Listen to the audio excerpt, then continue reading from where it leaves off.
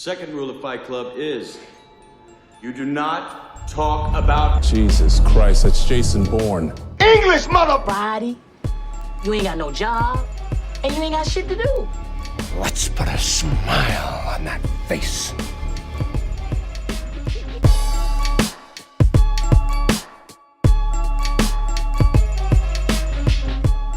What is up, film family? Welcome back to the Film Room Podcast. My name is Scott. I'm Dion. And before we get into anything, my Philadelphia Eagles are going to the Super Bowl, baby. Oh my gosh. I know you knew this was coming. I don't know if you knew I was going to start with it, but we're starting with it. I didn't know you were going to start with it, but I should have expected it. Hey, man, we going to the Super Bowl. We talked about it a little bit in the last episode, and you were saying, I don't know. Games. Well, I was saying, I was just throwing it out there because the game hadn't happened yet. Yeah. I didn't say they were going to win. I thought they were going to win, and I was right. And we're going to the Super Bowl. Yeah, right. Congratulations, yo. Congratulations. I appreciate it. You guys are going against a dynasty right now. This is the new freaking... Yeah. Well, it's the second time they're playing the Chiefs in 3 years. Yeah. So we're going to avenge the loss, but now we have Saquon Barkley. Yeah. The one man that can end the dynasty and finish I don't know about end the dynasty, but for this year, we're taking the dub. Yeah, we'll see. I'm excited to see the game. All right, so we're doing 2020's World War I movie directed by Sam Mendes called 1917, and I'm pretty sure you haven't seen this movie, right? No, I haven't seen this movie before. So what'd you think? I really liked it. I heard that before we even talked about, because I think we talked about on a previous episode. Yeah, actually, that's right. That was the reminder that we were talking about the editing style, like the continuous shot thing. Yeah. So Yeah. So I remember when around that time when it won Best Cinematography.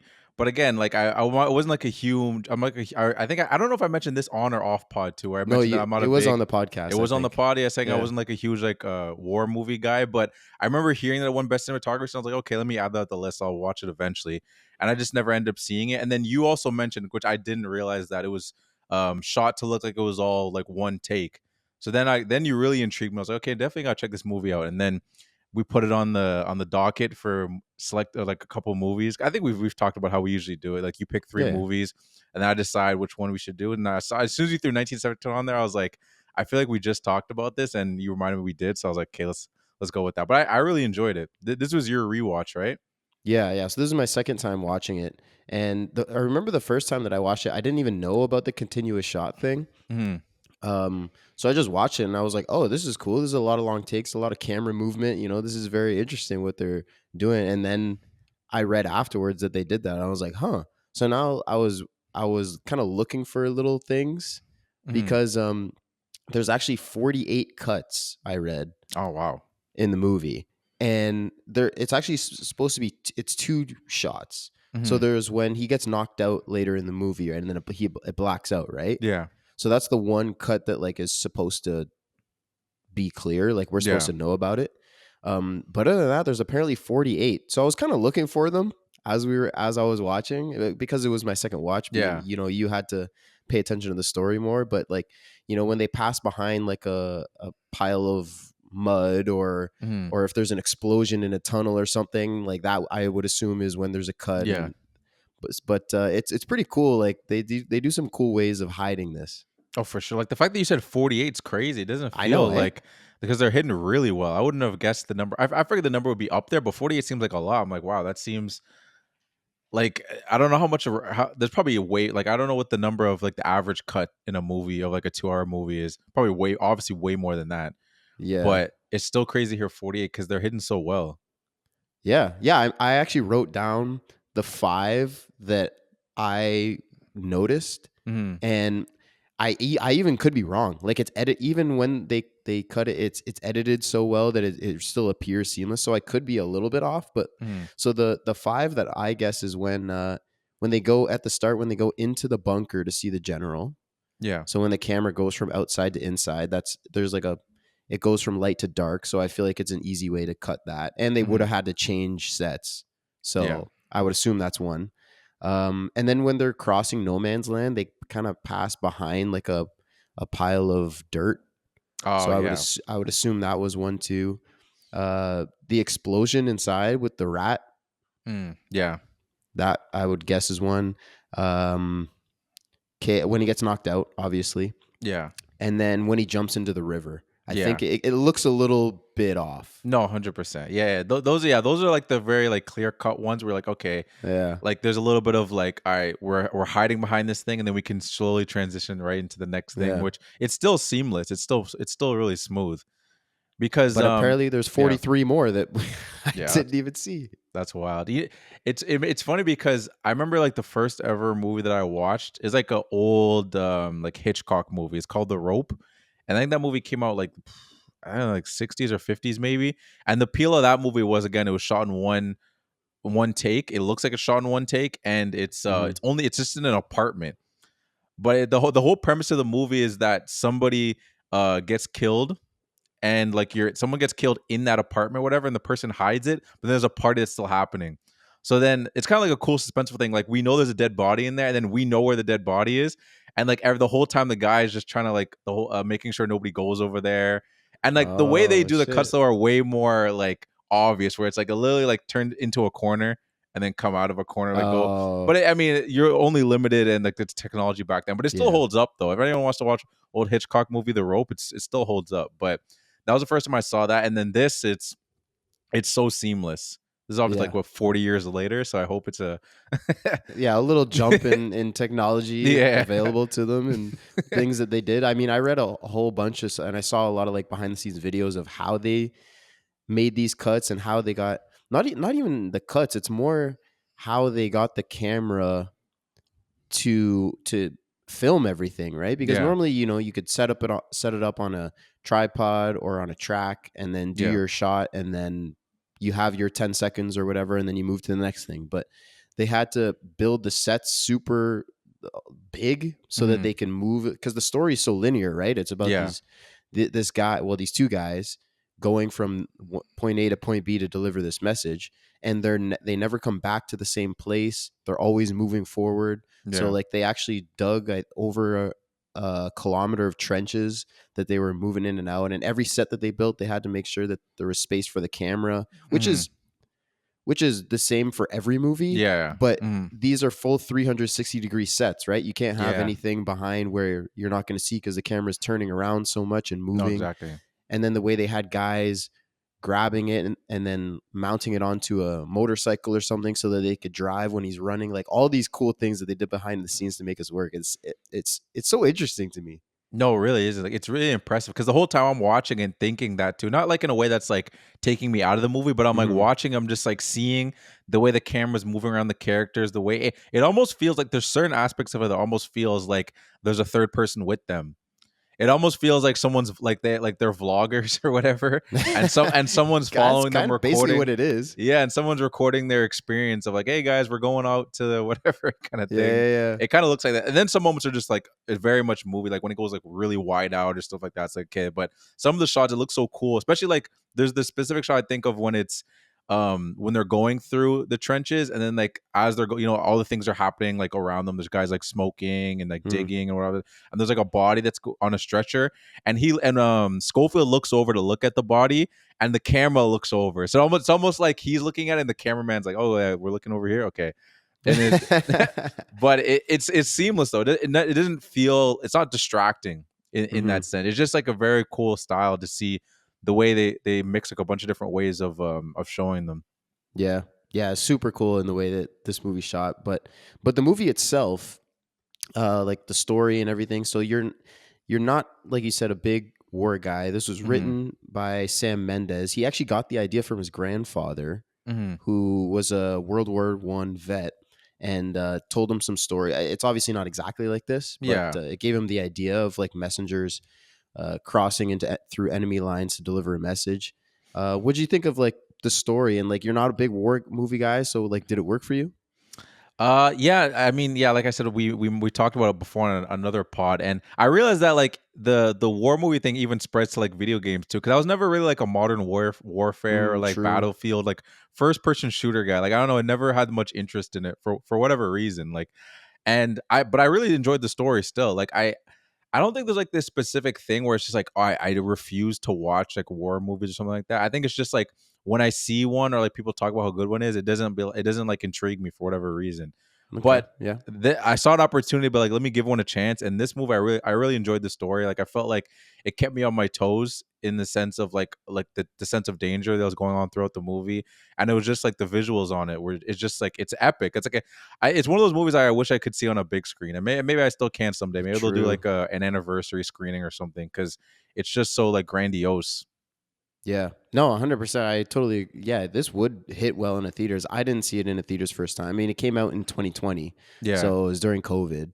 I remember I watched it at home and now I watched it at home again. But yeah, I mean, the sound and you're right, like the visuals are so good that seeing it on a big screen, I think would feel really cool. And also like because the camera's moving so much, you would kind of feel like you're in, when you go to like an amusement park, if and then you sit in this, it's not, I don't want to say a roller coaster, but you're sitting in this carousel or whatever, yeah. and then there's a movie going and it moves around and you're Oh seat yeah, shaking. yeah, yeah, yeah, Yeah, I yeah. feel like it would kind of feel like something like that a little bit. Obviously not Mhm. it's not the four, if you see it in 4D then maybe it would, but Yeah, it's kind of like a do you simulator, like like 4D?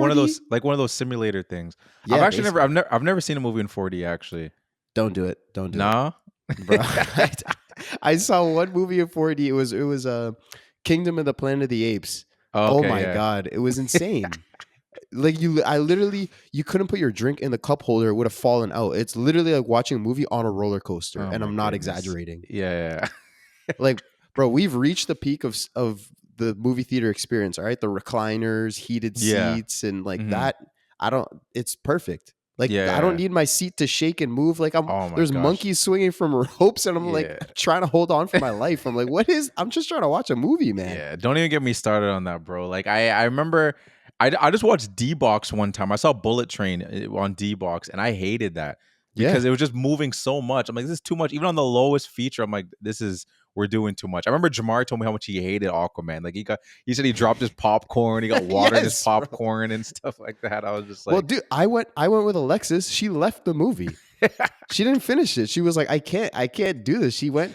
oh my She was sitting in the car. I was like, okay, I can't sit here and watch the rest of this movie while she's sitting in the car. yeah, I was about to get up and leave, and then she actually texted me. She's like, "Oh, no, I've got a book, and like I'm chilling. So you finish your movie." I was like, okay, yeah. "Okay, nice." I felt okay to stay, but dude, the movie watching experience, it stunk. And honestly, like I didn't love that movie, and maybe that's the Yeah. reason why. Yeah, that's fair. I mean, the movie was good. It True. wasn't great. It was good, not great. So Yeah. I don't think it was just that experience that ruined it for you. Yeah, that's fair. But this movie would be great to see in IMAX. I'd love them to do like another. Mhm. They've been doing that recently. They did it with Interstellar. They did it with Seven. So this movie could probably get it, especially because like you said, it came out during COVID. So Do you think it's big enough though to get one of those? like an IMAX, Like you said, like like a a re-release. redo of a re-release of Interstellar or Parasites is doing it. Yeah, Seven. that's Those are all true. way bigger than 1917. I think because it won. Probably because it won an award for cinematography. I think it could merit probably just with the film heads. I mean, it's only film Mhm. heads are going to these True. IMAX rescreenings anyway. Yeah. I think this is pretty popular in the film space, like this movie. So Yeah, you're right. I think people would go because it's just a limited thing. They do it for like a week. It's not like they're Yeah. breaking the bank trying to Yeah. earn a dollar on it. That's a good point. Yeah. Um. So yeah, you mentioned it won best visual effects. It also won or sorry, you mentioned it won best cinematography. Yeah. It also won best sound mixing and visual effects. I mean, Okay.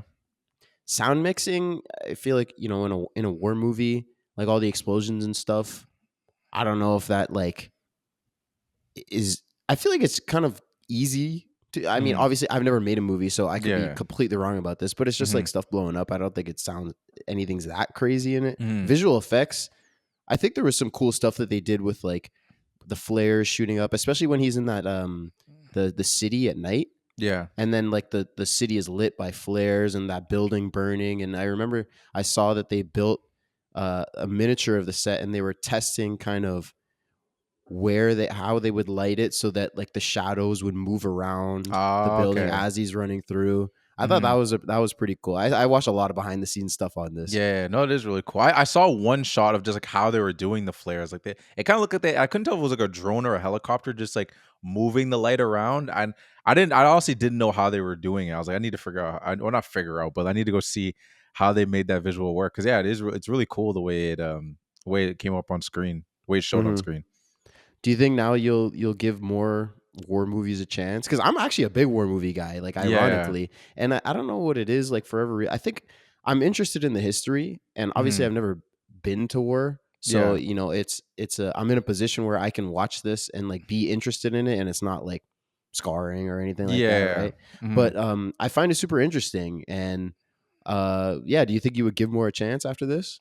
Yeah, no, I definitely would. I definitely think this opened up a door for me because now I'm interested. Like, I always was kind of interested in seeing Saving Private Ryan because it's Spielberg, I think, right? Yep. Yeah, I think it's Spielberg. So I was like, I always wanted to watch the movie. So I saw that and I was like, okay, there's I think it's opening up the door. There's a lot. I know there's a lot. There's like this American Sniper. There's so many that people have been. I watched Dunkirk. I didn't love Dunkirk that much too. I think that was one of the things where I was like, let me give another war movie some love. And I watched Dunkirk. I didn't love it too much. So I was just like, okay.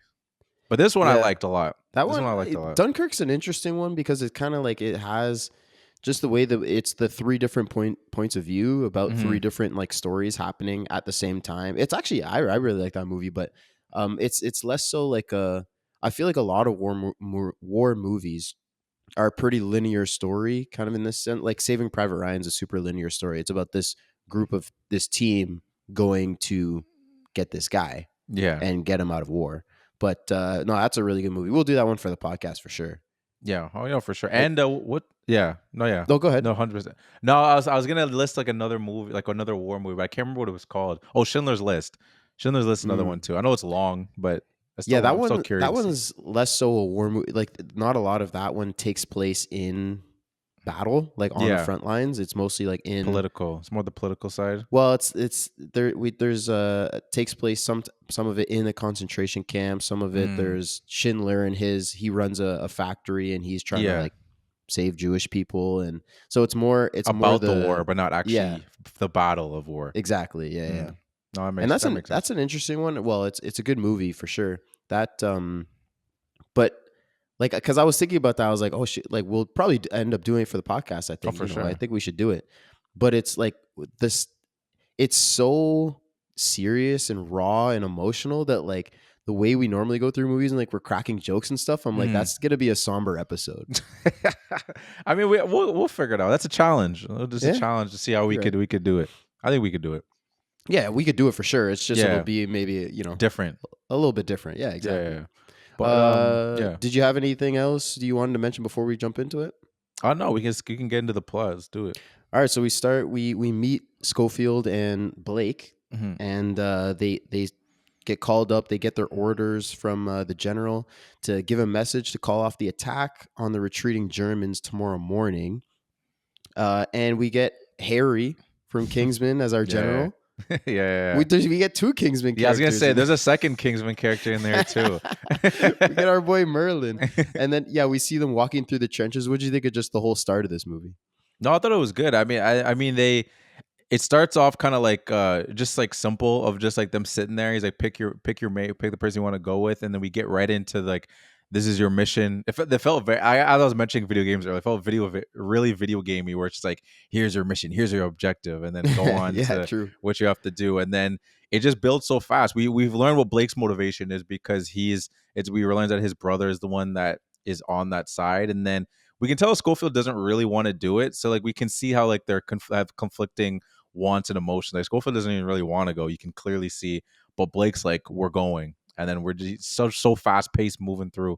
Yeah. I don't think Schofield necessarily doesn't want to go. I think he's more like he's trying to think more calculated, right? He's like, we should wait for nightfall, then we can hide behind, because they had to go through no man's land, and there's like, and the general told him, he's like, no, they won't be there. Like you can cross safely, but you never really know for sure, right? And this is your life you're gambling with, so for sure. You want to be certain about it. So he's like, no, let's think about it. And Blake's like, nah, I'm going. Like we're going right away. So it's yeah, I don't want to say he doesn't want to go, but I mean, you're probably, but we do see later on, he's like, why did you pick me? Like, why did Yeah. you have to pick? I mean, in his defense, he didn't know what it was gonna, No, what it was exactly. gonna be. But yeah, and that I guess with me saying that, I was kind of jumping ahead to like how I know he's going to react. true. But like you kind of get the sense of maybe I shouldn't say like he didn't want to go, but more so it does lean to more what you were saying, where he's more calculated, because we get right from the beginning that like you can kind of see it maybe just how Blake looks, that he looks like a guy that's like he's really young,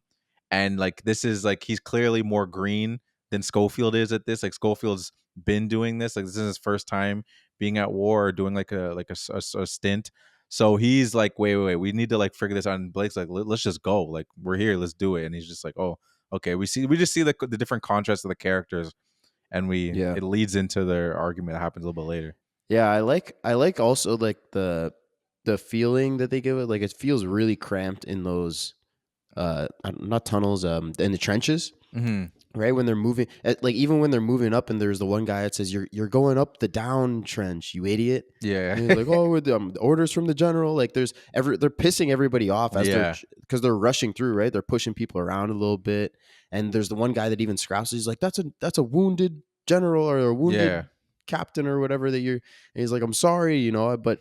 Order as soon as they say orders from the general, everybody calms down. I don't know, like the whole feeling of ranked is actually pronounced really well in this movie as well. Like I mean, it's a war movie, so like that's apparent in every war movie basically, because that's the way it was. But I mean, it's just such an interesting concept that like if this guy's in a position of power, I mean, you have to have it when you have war with thousands of people, right? You have to have a chain of command and a hierarchy. But I don't know, it's just an interesting thing for, like I said, someone like me that's not in the army, has never gone to war. It's just an interesting concept.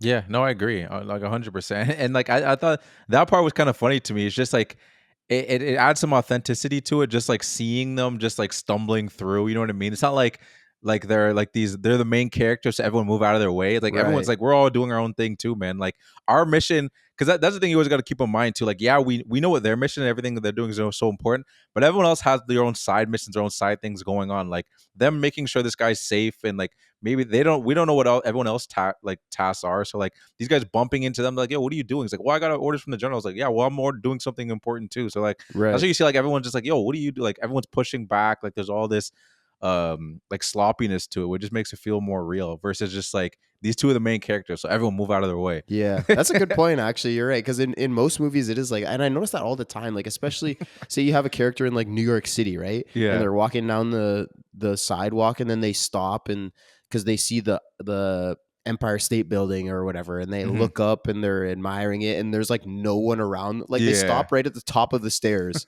where in real life you'd be like, bro, get the hell out of the way. We're all moving. Yeah, exactly. Someone would just like shove them out of the way, but like push them or bump them, maybe tripping over. Like there's a lot of that in this movie too. I'm walking in. Yeah, exactly. Exactly. Yeah, that's a good point. So then they make it to no man's land. They start crossing. There's all this nasty stuff. There's the dead horses, the bodies everywhere, rats. He even gets pushed, and his hand goes into that guy's. Oh yeah, I wrote that down too. After the barbed wire cut open his hand, same hand into the dead body. I'm like, oh, I was like, is he gonna lose this hand? I was thinking, because my first watch, I'm like, oh, he's gonna lose that hand, bro. That is disgusting. I mean, maybe he does later. This movie takes the whole movie goes over the course of like 8 hours, I think. Yeah. So it's a very short window. No, for sure. So what happens after? I mean, we don't know. We don't see any apparent they don't tell us that it's getting infected or anything like that. But you're right. You cut your hand open and then immediately put it into a dead body. Yeah, that's not going to end well. No, that's definitely fucking disgusting. It's freaking nasty. Well, one thing I gotta give props to for this movie too is just the sense of fear that they build throughout the movie is just really good. And like I'm gonna throw back a word that we haven't used in a while, is tenseful. Very tenseful throughout this movie of them just like we have that fear, like we know that the Germans are out there, and everyone keeps doubting them. They're like, oh well, we think they're not out there, but they might be. So the whole time you're kind of weary of like what's gonna happen, and especially as we get to the bunker and what happens there. So then you're like, okay, everywhere they go, you got to be on the lookout. Yeah, no, you're totally right. I mean, this is what war is, right? There's danger 24/7 all around you, and you're right. They do a good job of making it feel that way, and that's actually a note I had written down because they have an interesting way of doing it. I feel like because you have this continuous shot thing, right? You can't end a scene with calmness, or they're getting ready to cross into no man's land, or they're getting ready to go into a fight or whatever, and then start a scene with build up to build up that tensefulness or that tension, right? You can't do that because you're doing the continuous shot thing. So the way they do it is, I think the way I noticed they did it is mostly with music. So right before they go out into no man's land, they're still in the trench, they're up on the ladder, and he says in one word, he says, I think, what does he say? Age over beauty. Oh yeah, which I'm assuming means like I'd rather grow old and just get things done the way we have to, rather than try and do it nice and end up dying. I don't even know if did that mean anything to you? I thought he was just saying. I thought he was just saying I'm older and then you're beautiful. I don't know. Oh. So me before his guy. I guess so. It's like, yeah, me before you. I don't know. Maybe that is what he said. Yeah, that's what I took it as, because a lot of jokes in this movie. There's a lot of British humor in here. Yeah. But so I thought he was just making a joke. But that's funny that you mentioned that. It could have honestly been that too. But I just thought he was making a joke. You could be, yeah, you could be right. I really have no idea. But then right before we go, and then when we're in the in no man's land, when they're crossing slowly and they're keeping their head down because they don't know if Germans are there, right? And then the music starts pumping, so that's what really gets your blood flowing and ups the tension. And then when they make it to the other side, then it calms back down. So that's kind of how they do the ebbs and flows of tension without cutting. I thought that was pretty cool. Yeah, no, I agree. I thought it was a really good use of music. The way that I don't know who did the score for this, but whoever did, I don't know either. I know it wasn't like Hans or anything, because I would have been all over that. True. And then they make it to the German bunker, and this is one of the jokes that I have written down, because he cut his hand, right? Like you just mentioned, stuck it in the dead guy. So he starts cleaning it up, and Blake says, "Oh, patch it up. You'll be wanking again in no time." Oh yeah. And it's not even that he like laughs it up and says, "Nah," he says, "Wrong hand." Yeah. I do it with my other hand. No, that was almost my quote. Oh yeah. As soon as I heard that, I'm like, oh, that's good. Then they make it into the tunnel and they get to the tripwire. This fucking rat, bro. Oh my goodness. Is this guy a German soldier or That's what? what I'm saying. I said German soldier rat. That's crazy. They left him as a spy. They're like, okay, if anyone comes through, blow the whole thing up. Like he just told him. Honestly, I almost gave the rat my lazy award. Like he just told you there's a tripwire here. Drops the bag and blows the whole thing up. What are you doing, bro? Yeah, unless he is a German soldier, because then we can say that he's not lazy at all. He did exactly what he needed to do. That's a good point. And Blake even says, "Oh, their rats are bigger," and they're so surprised of like they built all this, right? They have beds, in their bunkers and everything, and the trenches are so much nicer, spacious, bigger. Yeah, and I read that that's actually accurate. Like the Germans, they expected the war; they knew that it was going to go on for a long time, so they took more time in building their infrastructure or whatever. Yeah. Whereas like the British, like right at the start of the movie, Blake, he says, "Oh, I thought we were going to be back for Christmas." Like apparently that was real. When they went out, they thought it would be not too long. Yeah. So that's why our trenches, I want to say, because we're Canadian, we're much tighter and like not as good. Okay, interesting. Yeah, because I don't know. I know way more about World War II than World War I. So a lot of stuff I was kind of seeing, and then be like, okay, I'm assuming this is going off of real life, especially learning about like that this was I mean, if you're gonna do a war movie, like especially now, there's gonna be so much research that goes into it. You're not gonna take liberties, so whatever you put in there, it's gonna be well researched. So everything I see, I'm like, okay, I guess the Germans were way more prepared. They definitely put in more. I didn't say more work, but they were more prepared in the sense of they were, like you said, they were anticipating it, so they put in more like before hours, I guess. And the whole concept of them like doing a tactical retreat so that they can go to a easier defended line. That's real. They actually did that. Yeah. There was a name for it. It was like Operation whatever. I don't have it written down, but it was true though that they left booby traps when they retreated, so that would try and mess up the British as they advanced. What I read is basically like this movie actually is quite historically accurate.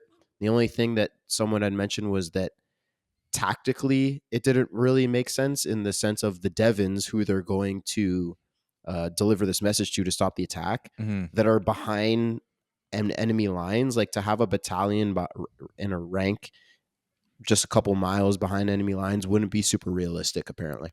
Okay, interesting. But other than that, they said it's pretty good. Yeah, no, so that's interesting. Yeah, and yeah, the explosion part like really shocked me too. Like obviously this is your second time viewing it, so like I didn't expect like I was expecting. My thought was like, okay, they're gonna see like some leftover soldiers or something.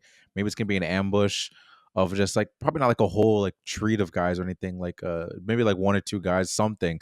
So like when that tripwire was there, I was like, oh, I assumed an explosion was gonna happen, but I didn't actually think it was gonna happen like in that moment. That they were gonna avoid it and then something else was gonna get them. So like when that, especially with the rat being the trigger, Yeah. really got me. Yeah. No, I remember on my first watch too, I did not, because he points it out, right? So you're like, Yeah. okay, he saw it. So they're good. They're just going to avoid it. And then the Exactly. rat drops and then you're like, oh shit. But why did they just like immediately start running away? Yeah, I don't know. It's a good question. I also thought Schofield was dead when he was gone and he was just True. buried like that, and then he took the rocks from him. I'm just like, what fell on him? Was that just like piles of dirt or was that like stone? Because he was fine after. I don't know. Yeah, If that's a little bit of plot armor there. 'Cause maybe, this yeah. guy, besides the dust in his eyes, he was fine. Yeah. Yeah, exactly. He's like, I can't see. And then as soon as he gets out, just pour some water on it and he ends Yeah. up being okay. I mean, but I feel like, you're also in war. So like injuries and stuff like they happen. Like Oh, for sure. your eardrums probably would have exploded. Oh yeah. You probably would have had more problems that came from that. But you're right. He did kind of take it like a champ. Yeah, which is no, it's impressive again because like when he was buried under there, I wasn't sure who was gonna take the worst of it because the explosion was so big, they both went flying. They weren't that far from each other, so I was like, I didn't think the movie was gonna end right there. I was like, all right, both our guys are gonna be dead like that. But yeah, that surprised me. Especially with like to once they get to the like at the next house too, where I was like, they really got me built up into like, oh man, like what these guys got to be worried about every single place they go now because now Yeah. that we know there's booby traps. Yeah. Yeah, that's a really good scene and we're about to get there, but I just wanted to shout out, I like the moment before we get to like the house, Yeah. the abandoned house, where when they're between basically the tunnel and that house, that we get a few minutes of them walking through like a field or an open area where the Germans had all their guns and stuff that they messed up. They walk through woods for a minute. They walk through a field and they talk about cherry trees. But they're talking to. I like this moment because Blake tells the story about the guy losing his ear to that rat, and he has like oil in his hair. They argue about the significance of earning medals and stuff. Yeah. Because Schofield, that's when we learned he got a medal for something. They don't say what, but he traded it away just for like a bottle of wine, just Yeah. because he said, why'd you do that? He's like, I was thirsty. Yeah. It's like they argue about kind of like what it means. Like, is it meaningful? But I like this that like it's kind of a character moment, right? We get to see these two talking to each other, build their relationship a little bit. It makes us care about them. So in this next scene, when what happens, Yeah. it means a lot more, Yeah, no, for sure. And I wrote that down too. There's one thing I want to say before I go to your point. There's also the one thing, and it's like, it was almost my lazy award when Schofield's like, his eyes are all like dusty, whatever, and he's telling him to jump, and he's like, I can't see. He's like, trust me. The jump is not like it's not, from what you can see, it's not that far. But I'm like, why didn't you just like take his hand? Like he could have just took like a huge step over. Like to make this guy jump that has dust in his eyes is crazy because he doesn't see how much you can see how much it is. Like I know it's a Yeah. pressure moment. I know it's a Yeah. pressure moment, but in my mind, when I'm watching, I'm like, yo, grab his hand and just pull him over. It's not so much of a jump that's like you need like a car to get over this giant jump or whatever. It's like literally, if he takes a giant step, why even take the risk of him not jumping far enough? I was thinking the same thing, but not in the sense of like grab his arm. I was thinking more just tell him how far it is. Yeah. Be like it's about 4 feet, and then he can visualize that and be like, okay, I have to jump this way. Because if you're just like, you have to jump. This could be like a 10-foot jump. That's what I'm saying. Do I need a running start, or is it 2 feet and I just need, like you said, a big step? Like, I don't know, man. I just tell me how far it is so I can like realize how, like I could visualize how far I have to jump right now. That's why, yeah, it was giving me so much anxiety. I'm like, dog, yeah, I was putting myself in his shoes. I'm like, he can't see. He does Yeah. not know how big that jump is. You're just telling him to jump. I'm like, bro, I can't see. That's the most terrifying thing to tell me just to just jump. How far am I jumping? Yeah. Give me some kind of instruction there. He's like, and he's almost still didn't make it. Yeah. And like, am I jumping up? Am I jumping down? Like, I Yeah. don't know anything, man. You got to tell me Oh something. yeah, man. That made me so anxious in that moment. I'm like, bro, give him more than that. Like, I know it's like everything's falling down. It's an intense moment, but I'm like, you got to give me more than that. I put myself in Schofield's shoes. I Yeah. wrote that down because I was just so shook for him. I'm like, dog, he's Yeah. got dust in his eyes. But to go back to your point, I wrote that down too because I really like talking about metal conversations because Hmm. it kind of goes back to what I was saying before, where it gives you a more contrast between the two characters. Because I was saying earlier how like Blake's really green, and I was saying how Schofield's he's been through this. So the guy that's just got there doesn't understand. Because like, yeah, medals, man, those are the most important things. He's like, no, I've been doing this, man. Like, it's just it doesn't matter. Like people are dying out here. Like we're away from our families. They're gonna throw this medal at me, but it's just like I appreciate getting the medal, but like at the end of the day, like that's not getting me through the day. That wine did more for me than that medal did. Because when Yeah. I was feeling bad, it helped me like at least like relax or something. But the medal, when I'm sitting there, I'm missing my family, and one of my comrades just passed away. I look at that medal, it doesn't do anything for me. So he's like, it's just a Hmm. piece of metal. And I thought it was really interesting. I wonder if that was something that they got from like just talking to other veterans, and maybe some of Yeah. them felt like That's that. what I was about to say is like, I wonder, like, because it's one of those, it's something that actually sparks thought Mm, in my head. I'm like, what? And again, I've never been to war, so like, yeah. and I don't want to downplay, anybody that has gone to war and has earned a medal. No, for sure. Obviously you Definitely not. did something heroic and you Yeah. earned that, and that has meaning to it for sure. Yeah. But at the end of the day, like, it's about survival, right? Hmm.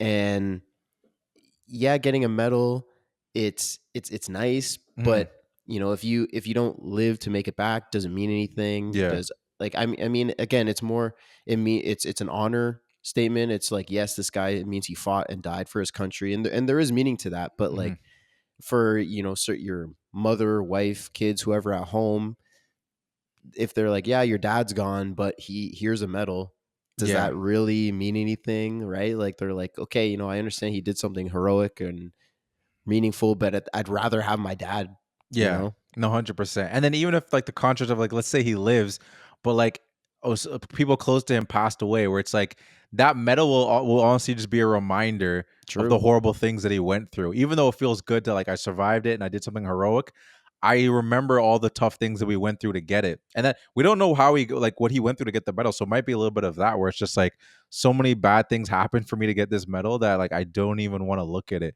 And that's probably maybe that's why he traded away, just to get something else that actually make him feel better. Yeah. Yeah. That's a good point. So then we get to this abandoned farm, and the plane gets shot down. The German pilot kills our boy Blake. What did you think of this whole scene?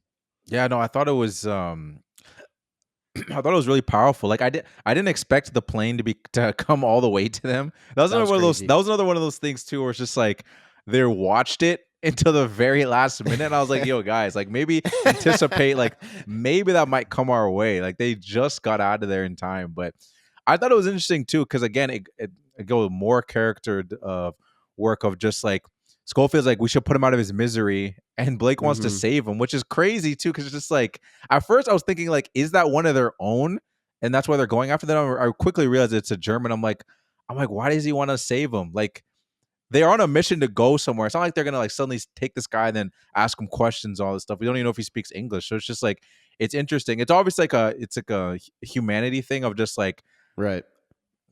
that's another human being and I see him suffering. I don't want to like just watch another man suffer because I'm not like a monster. But at the end of the day, you're at war with these guys. It's like it's one of those things where it was interesting just to see even before his death, just to see how he was treating him. It's like, yo, get him water. I'm just like, part of me was thinking like, why? Like, what did he want to do?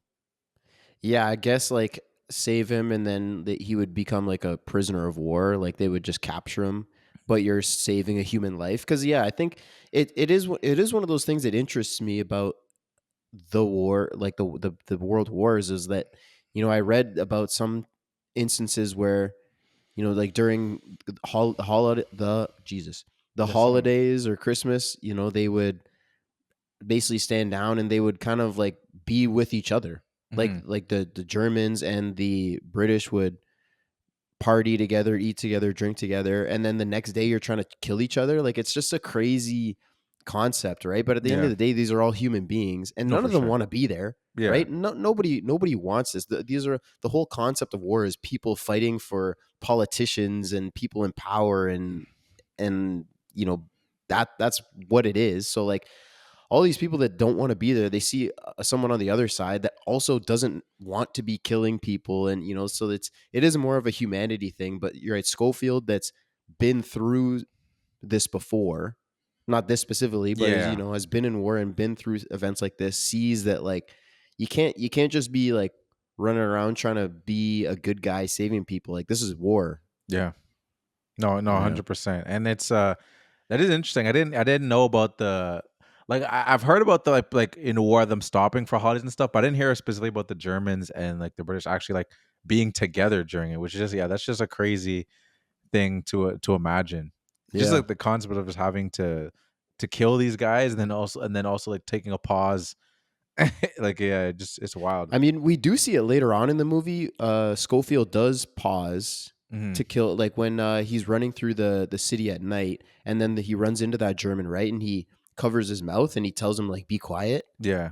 Like he was trying to let him go and just sneak by, but then when he calls out his name and he has to kill him, so Yeah. like it's not like Schofield's like trigger happy wants to kill No, everybody definitely not. either, but it still is an interesting concept of like here's this enemy, and I just think I'm trying to save him, ends up killing our boy Blake. And this it is really impactful. And I think I mentioned it that before, when we see them talking, and it makes us like care about them specifically and their relationship, really makes it hit when he starts dying and he's asking about his family, and Hmm. it's crazy. His acting is great in this scene. Dean Blake Charles or Chapman, okay, okay. Blake. Yeah. Blake. Well, the both of them. I think their Yeah, acting yeah, was yeah. was really good in this movie, but in this scene specifically when he's dying, and like he's going through shock, right? So he's bleeding out. He got stabbed, and he's freaking out, and then he kind of like goes into a lull for a second, and then he almost like reanimates, and he's like, "Are we being shot at? Because the barn is burning." And he's like, Yeah. "No, they're embers from the barn." And he's like, "Oh, did I get got? Like, did I get shot?" And he's like, "No, you've been stabbed. Am I dying?" Like Yeah. it just the emotions that you see him go through in this scene while he's dying is really meaningful. Oh yeah, no, I agree. It is a really powerful scene. And it's just like it's especially like I think the thing that hit me the most too during it was just when he asked him like it's like, am I dying? And it's just like Hmm. you see Schofield pause too because it's like one of those moments just like I'm not gonna you can't cherry coat it. Like Yeah. yeah, I think you are. It's yes. It's just like it's like damn, yeah. Like how do you tell someone they're dying? Like you can't really lie about it because it's just like you gotta be honest with, especially in that moment. It's like I'm just gonna be honest with the guy. Like I'm gonna write your family. Don't worry. Yeah, I'll do it. What do you want me to do? It's just like yeah, it's one of those moments. Because like before, yeah, like we saw them fighting earlier, and it's just like, why did you pick me? And it's just like all that stuff just goes out the window. Because now it's just like, man, Yeah. like yeah, this is it was an So emotional scene. yeah, it's like, man, like again, like just humanity. This is your human life, and also, like we kind of get the sense that they're friends.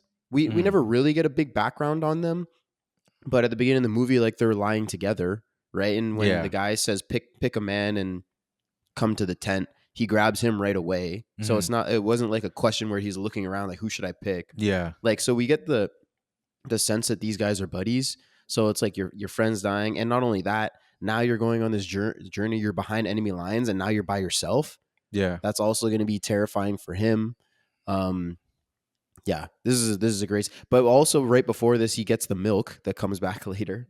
Oh yeah, that's true. That little thing. Yeah. One thing I will say too though is that maybe they weren't friends though. Like the more I think Oh yeah. about it too, because I mean this doesn't necessarily mean anything, but like he didn't really even know he had a brother until he mentioned it. He's like, yeah, I have a brother. He looks just like me. So it's like if you were friends, I feel like you would have known that. Maybe you wouldn't have met his brother because he's in a different like area of within the war, but he didn't even know it. So to me, it almost felt like one of those things where it's just like I just imagine it like in so many different scenarios. There's like this young guy comes up to the dude like, "Hey, buddy, you want to be friends?" Like he's all like gung ho because he's never done this before. He's trying to make friends or whatever, and he's just like, "Yeah, sure, whatever. I'll talk to the kid, whatever it is." So they were just like talking, and then he's just like, "Hey, pick someone." He's like, "Hey, I know you. Like, you want to come?" And he's Yeah. just like, "All right, sure." Like I'm anyone that's listening to, I'm sure you've had that experience where it's just like, you go into a class, whatever it is, and there's that guy you know, but you're not really that much friends with him. It's like, oh, we know each other. You want to be partners for this Yeah. project? Like, Right. yeah, sure. I feel like it was one of those where it's not like Maybe. the actual buds. It's like, oh, I know that guy. We used to go to the same elementary school. Yeah. Yeah, no, I don't think it's like they were friends back home. No, Like no, no, they're no. tight, But tight. I just don't think they had like a bond even when they were there. I think it was kind of Maybe more you're just like right. I know of this guy. Yeah. Yeah, you could be right. I don't I don't know. they That's just really the don't sense say I got. anything. Yeah, no, No, I was that's just fair. that's just the sense I picked up just from their dynamic of them going back and forth. Well, I remember I saw actually in a behind the scenes Sam Mendes, he mentioned that he wanted these two to be two guys that we don't really know much about. He Yeah. wanted that to be the feeling of this movie because we don't get a lot of like late at the very end of the movie we see Schofield, he pulls out a picture of like what looks to be his wife and kids, Yeah. and it says come back to us, and we're like, oh, this guy has wife and kids. Like Yeah. he didn't look that old to me. No, for sure. Yeah, no. So like we really don't know much about these guys. But I mean, I think that's a good parallel to what it was in war because like there's just so many people, right? And they all have different circumstances. People have people have brothers in the war, they have families back home, and there's just so many moving pieces and moving parts. And there's people that like, yeah, in the same army, so you're on the same team, but you never even seen them before. And you're doing your job over here, they're doing their job over there. Mhm. And so you don't really interact. So you don't really get to know each other that well, except for the people that you're super closely with. So like keeping their backstory and just kind of a lot of their character and their dynamic in the I don't want to say mystery because it's not meant to be a mystery, Yeah. but just keeping it foggy is an interesting choice, I think. Yeah, no, I think it works. I think Mhm. it works because I don't think we need to know too much about them. Because I think like you said, it just makes it realistic of like all these guys like they you kind of keep to yourself because at the end of the day you don't know if that dude you're talking to is gonna be gone tomorrow. I don't know. I don't know if True. again what both of us you said. I'm saying it now too. I've never been to war either, so I don't know what the dynamic is really like how close you really get to guys. Like obviously there's like a bond of like where we care for each other and we're gonna like do our most to like to keep the other guy alive. But I don't know how much like you share with the other guys. Yeah. No, it's a good point. But I do think they give us enough so that when he dies, we care about it. Because if they don't Yeah. give us anything, then when he dies, we're just like, okay, No, this exactly. is another casualty of war. No, for sure. They definitely do give us enough for us to make it a meaningful death. And then Merlin pulls up from the Kingsmen. Yeah. Captain, what's his actual name? Smith, I think. Captain Smith. He pulls up, scoops up Schofield. This was kind of like I was like, oh, these guys are just like right here, like Yeah. right when.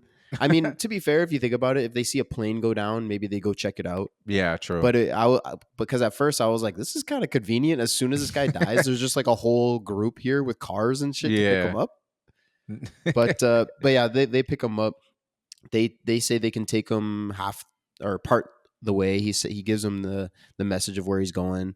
They get stuck in the mud. He has to push them back out. I thought it was a cool little scene that they added in of like, again, we're seeing different people in the war. These are people again on his team, but he's never met. There's like a few British guys. There's the Indian guys. So you get a sense of kind of globally who was involved in the war. So like another little nugget that they added in. Did you have anything to say about this sequence really?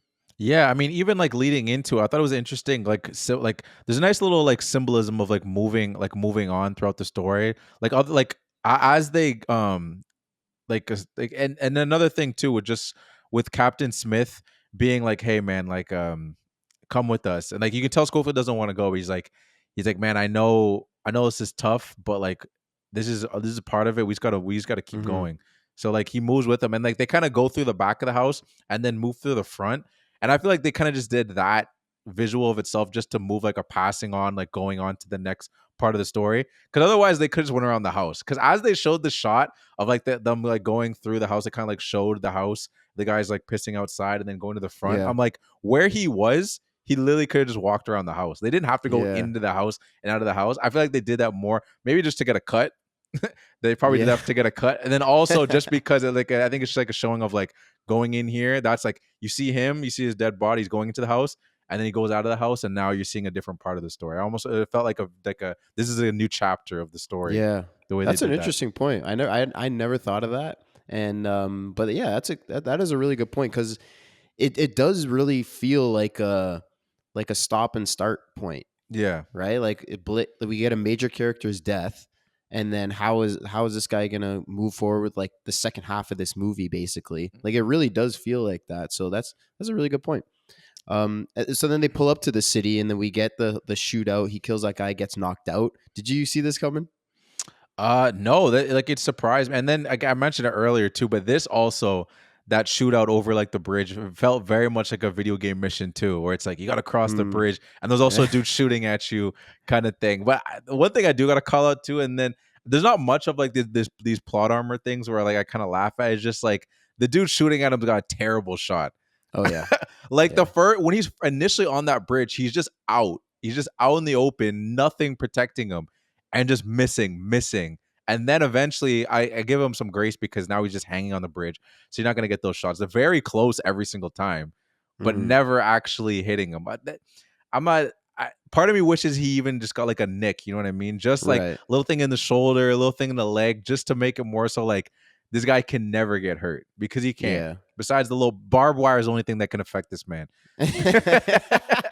yeah, but bullets, he's totally fine. Yeah, bullets cannot touch this man. Because even when he gets knocked out, like, how did that happen? Because so you're totally right. This guy is missing all these wide open shots.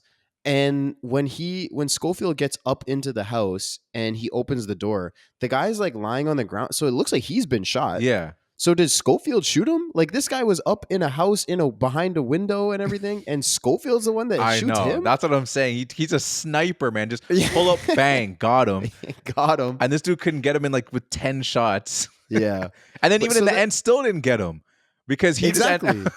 But that's what I mean. Does he not get shot? Like why does he get knocked out? Why does he fall back? I think he doesn't get shot. I think it's his helmet gets hit. Because I think you hear that ding. It's like his helmet gets shot. And when he falls back, he hits his head. Like his head just straight on the ground because his helmet's not on. But yeah, that was... it was a good, I liked that scene. I thought it was a good scene. But I just thought that was the moment where I was like, okay, this guy's never getting hurt. If in this moment he's not getting shot, he's not getting shot. Yeah. Yeah, because there's stormtrooper aim later, like when it comes to night, and then he's just running in a straight line. Oh yeah. Down the city. I'm like, yeah, come on. Because he comes out, he sees the barn burning. There's a guy running towards him, and he doesn't move. Yeah. I don't know why he's not starting to run away already. Mm-hmm. But then and then the guy shoots him and like totally misses. The guy wasn't even moving. Yeah, I know. But I'll give them more with this because I think this is a thing that commonly happens in movies where it's just like, we're watching the movie and it has to be shot in a way that we can see it, but you just assume that it's so dark that person can't really see the other person. There's a big ass building on fire right in front of him. I don't know, but he's also assuming like there's a hesitation at first because he's thinking like, wait, is this one of my guys? Like I'm not sure. True. I don't know, and I don't know what really makes him realize that like, no, that's a British guy. How do you know? It's so dark. Can you see though? I guess you're looking for like maybe there's like a little nuanced thing that they have. Like obviously their uniforms look different, but maybe from a distance there's a certain pin where you'd be like, "Where's that pin?" Okay, he doesn't have that pin, and then that let him go off. And then I'm just assuming it was just really dark. We could see because it needs to be lit perfectly for us in the movie, but in real life, 1917 wise, it was probably so dark you couldn't see him, so you're just like kind of firing away. And I'll give them grace on that one. But I don't give grace for as much for the bridge. Okay, fair midday. Yeah, there was plenty of light. You saw the guy. So then, but one thing I noticed, well, not noticed, but one thing I wanted to point out was, well, I guess I did notice it, but when he wakes up and then it's now nighttime, right? Mm-hmm. The visuals are incredible. Oh yeah, in this town, like we said, the flares are lighting up the sky, so we see like the shadows moving around. It creates a lot. It it almost feels like the city's alive, like it's Yeah. moving, and like where he's stepping is so unsure because it's moving around so much. And then like the building on fire, it looks Oh yeah. amazing. Yeah, no, it looks amazing. Like I think it's a mix of the two things too. Because we're talking about how visually it looked too, but then with the fact that he wakes up and it's nighttime, you get that instant feeling of like, okay, the clock's ticking. Because we Yeah. know he's got to be there by morning, and it's night. We don't exactly know what time it is, but it's just like now the race is really on. Because I think there's a little bit more grace where we're like it's still daytime. He might have some time to get there. He might catch them at night, but now it is night. So it's like, oh, how much time does he have? So then it's like the clock is on. But like you said, like I even like wrote like in descriptions of like just how amazing that shot was looking of like the fire. You mentioned the what's it called? The water fountain. I just thought it looked stunning. It's like one of those shots like where he's just standing there. You kind of got like the yellow foggy glow of the fire, the silhouette of him holding his gun. And it's just like that's something that could be like your screensaver. It could be a Oh yeah. poster. It could be like your laptop background. Like it just looks so good. Yeah. Yeah, it looks amazing. You totally, and you're right, like the clock ticking thing. Yeah. That's a really good point, because you're right that we do feel like we have some grace period, because Schofield even says it at the start, right? He's telling Blake, he's like, we should wait for night and then try to pass on. So like we're understanding, okay, they have some time. And then when he wakes up, we're like, oh, it's nighttime now, or he's really in trouble. We don't know how close he is from this Yeah. place. He doesn't know how. I mean, we know that he made it to the city, and they said that it's it's close to the city. There's in a wooded area, but we're still like, oh shit, like now he really has to get moving. He starts to get shot at, and then we meet, and then he kind of hides underground, Hmm. and then we meet this woman and baby. Yeah. I'm guessing you did not see this coming. What did No, you think of definitely this? not. I thought it was interesting choice because I think it's just one of those things. It's just another way to adding. I just add more layering of what of the experience of war, of just like how Mm, there's just regular people just around, just like hiding, going through their situations, and the fact that she's like taking care of a baby that's not even hers because she mm-hmm, just found this baby. It's just like that really is part of it. I thought it was a nice touch. I don't know I don't know why I was just so on edge with just like the way the pacing of the movie is like, is she German? Is she about to mm, switch on him? Especially the way he was sitting there. I was uneasy when like she was slowly coming towards him, like as you see from behind. I'm like, there's no way she's gonna like stab him or anything. Like I don't know.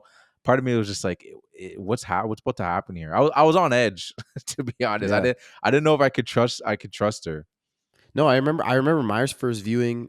I don't know if I didn't think I could trust her, but I was very much on edge too, because I was like, okay, he's going through this town. We know it's German occupied. He's by himself, and then whoa, there's a woman and a baby here. Like I didn't see that coming, so I'm like, okay, what's gonna happen? Like as soon as there's like a wrench thrown into something in any movie, I'm Yeah, always like, okay, I'm always like locked in and on it, especially in something like this where I know he's in danger. Like he's not safe, yeah, right? So like, and now there's this woman and this baby we didn't know was there, is hiding, but also like, how is this a thing? How is she hiding with this baby? The light, she has a light on yeah, in German occupied this city, hmm, and like the baby's not crying, never cries, yeah, so they never, so the soldiers never see her. She's also like, no, the baby can't eat that. She needs milk, and this guy, so he gives her the milk. But how did she get milk before this? yeah. How I did she? know. How is she keeping this baby alive? I don't know.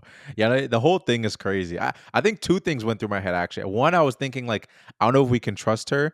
And then second, I was like, I don't know if she's like a captive where she was gonna be whispering, be like, yo, I'm actually like, I'm a prisoner right Mm, now. Like there's Germans coming back. Like, can you help me? Like, I don't know if it was gonna be like another like side mission thing where he's gotta make a choice, like, do I help her? Like, I didn't know, like, just completely in the dark of what was going on. But you make a lot of good points though, like with that baby and just the whole situation of like, how did you end up in this situation? Like, how long have you been in this situation? We don't yeah, know, but it was I think it was just another, there's a couple movies in this moment where like there needs to be a little bit of a calm before back to the action. I think right. this is one of those moments where like, okay, let's a little bit of calm before the rest of the storm. Yeah. It does seem kind of quick though, because like he goes in and she, yeah, helps him with his head wound, and they talk about the baby a little bit. He asks for directions basically, and then he leaves. So it's very fast. So she's asking him to stay. Because if you think about it, she's in very much a high danger as well. I don't know if she's Jewish, but Yeah, she, oh, that's not World War II anyway, so yeah, I don't yeah. think that matters. But she's, yeah, she's not safe. She's in danger, and she's like, okay, there's there's an Englishman here. Mhm. Like, stay and help me. Maybe you can help keep me safe or keep this baby safe. Maybe we can get out of this together. And he's like, nah, I gotta go, Yeah. and bounces.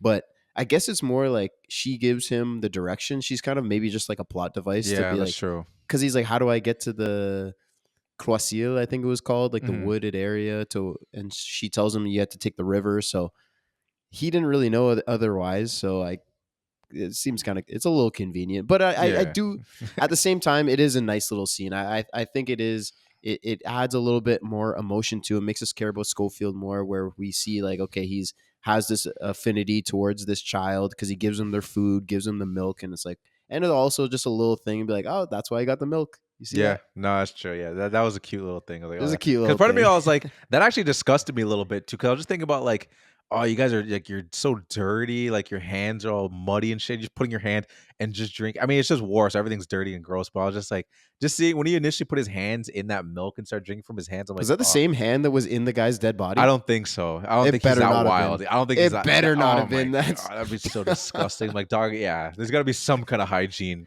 yeah. You're Like, gonna, we see him rinse it off with water, but that's all he has. yeah, exactly. But Like, you rinse it off with a bit of water and then dip it in the milk before. Yeah, why did he use his hand to drink the milk? Just drink it out of I don't know. the bowl, dude. I don't know. And I just would have been such like on such alert too. I wouldn't even know if I'd even drinking that milk.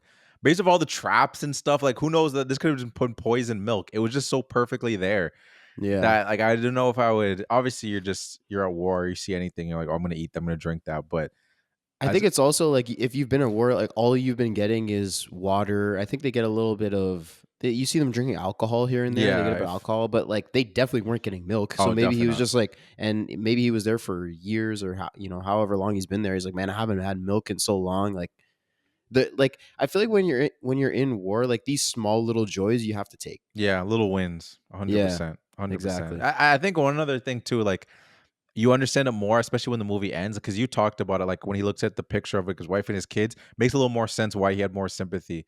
I think Mm, even if you didn't have a wife and kids, you could still have sympathy for a baby and a woman. But it probably yeah, like just made him think of his wife and his kids. That's why he was so quick. Like take this, all this. You guys eat this. This is for the baby. yeah, Like he's a father and a husband, so it's just like hits him even more. Where he's just like, oh man. true. Good point.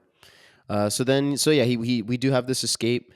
He starts running. He's getting shot at. He's running through the city. Visually looks amazing. He jumps into the river. Uh, Basically, he goes down the river and then he has to climb over all these bodies Oh yeah, it's to disgusting. get out. And then he finds the Devons. There's this guy singing. Hmm. Did you have anything to say about this, or we're basically close to the end of the movie? Yeah, no, the one thing too is like, I mean, we already talked about like the hesitation to kill that German guy. Cause yeah, I thought that was Mm, interesting too. Like, I guess I didn't add to your point. I was just saying, I was like, I wonder why there was still some hesitation. Is it more, you think it was more so just cause he was trying to be stealth, or think it was more so just like, I don't want to do this? Cause like there's 2-on-1. I don't know if there's more. So I don't know if I can waste like yeah. even like shooting him and then suddenly I get swarmed or something. But Yeah, I think it's probably both, mm, honestly. I feel like he's like, if I can get out of this and not kill this guy, just from a humanity standpoint, yeah. that's a win, right? Both of us, we don't have to die. Nobody has to die here. Mhm, And two, he's like, if I kill him, if I start choking him out, or if we start fighting, it's gonna make noise, yeah. right? And there's the other guy that's there, but he's drunk as hell, Yeah. obviously. So that doesn't even mean anything. But yeah, I think it's kind of a bit of both. It's like Yeah. this guy doesn't necessarily have to die. If we can both agree, like, hey, let me go, I'll let you go. Like, we'll just go our separate ways. And I don't know. He obviously doesn't. The Germans calls him out, so he has to kill him. Yeah. No, it's true. Yeah. But to go ahead, sorry, to the singing circle. Mhm. No, I thought it was interesting. Like I clearly they talk about songs a couple times during this movie, so I guess that's again something I wouldn't know. But I guess I wonder what the reasoning why like that why, because I didn't see anything. I don't know if you saw anything. Like why do you think they felt it was important to have like just like a singing moment in this movie? Well, I think again, it's like in war, like there's a lot of downtime in Yeah, war, right? So like you have to fill it with something, and two, these guys are all miserable. Again, nobody wants to be there, yeah, so they do things to just basically keep up morale, cheer yeah. people up. And this guy, I'm assuming, is there's the one guy singing, and there's all these people sitting around him listening. So I'm guessing he's just at home. He is a singer, or he just enjoys singing. So it actually sounds amazing. I was gonna say, man's got some pipes, yo. Yeah, the sound mixing Oscar that they won is probably due to this guy. Yeah, 100%, yo. I mean, you're in the woods, so it's kind of like echoing off trees and stuff. But I also think, like you were talking about with the woman and child, I think it's also a moment of calm. Yeah. So like he leaves the woman and child, and then he kills this German. He's running away from the Germans that are chasing him. Jumps into the river. We don't know if he's safe yet when he's in this river.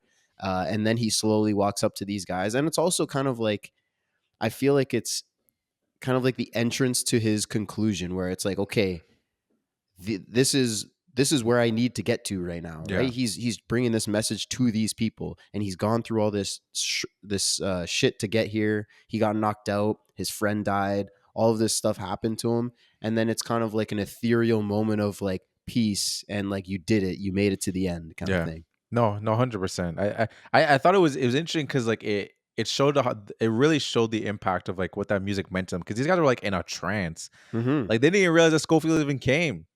Yeah, like he walked over, no one even turned their head. They were just like they were being hypnotized. Good thing he wasn't German. That's what I was thinking too. I'm like, damn. The whole time I was like, what if this guy's an enemy? No one's even turning their head.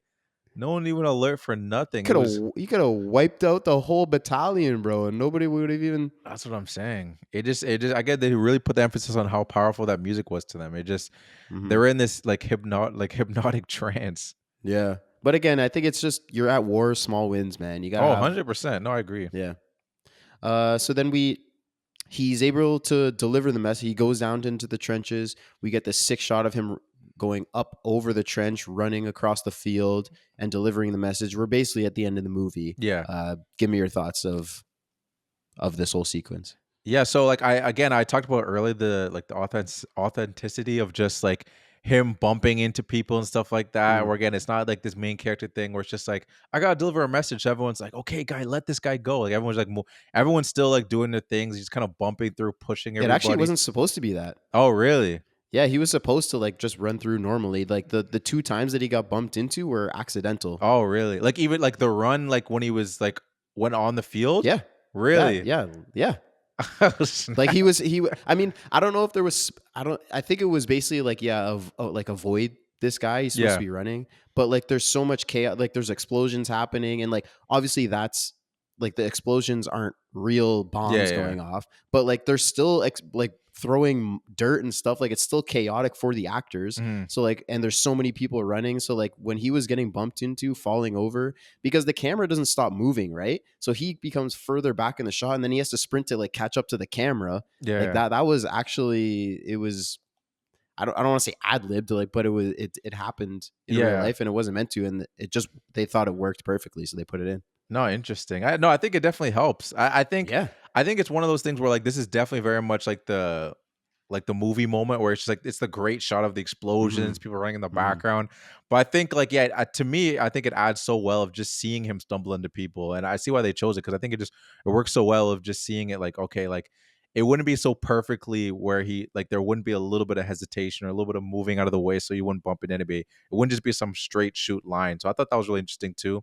I think another really interesting shot too is just when he realized they're like, oh, you got to go that way. And you see that slow pan reveal of the trench and you're like, oh man, he's got such a long way to go. Yeah. It's like, you thought it was going to be a little bit like, oh, he's just going to go ahead. It's so long till he finally gets to him too. Till he gets to till he sees Mackenzie. I'm like, man, how many people has he got to go through to finally get there? That's why I had to go up over the trench. He's like, man, we're like just trying to cross this thing. It's never going to work. There's so many people in the way and all these bombs are going off. I just got to like make a straight shot for it. And they're starting the attack. And my message is to stop this attack. So I needed to stop immediately. All these guys are running to their death, basically. Yeah.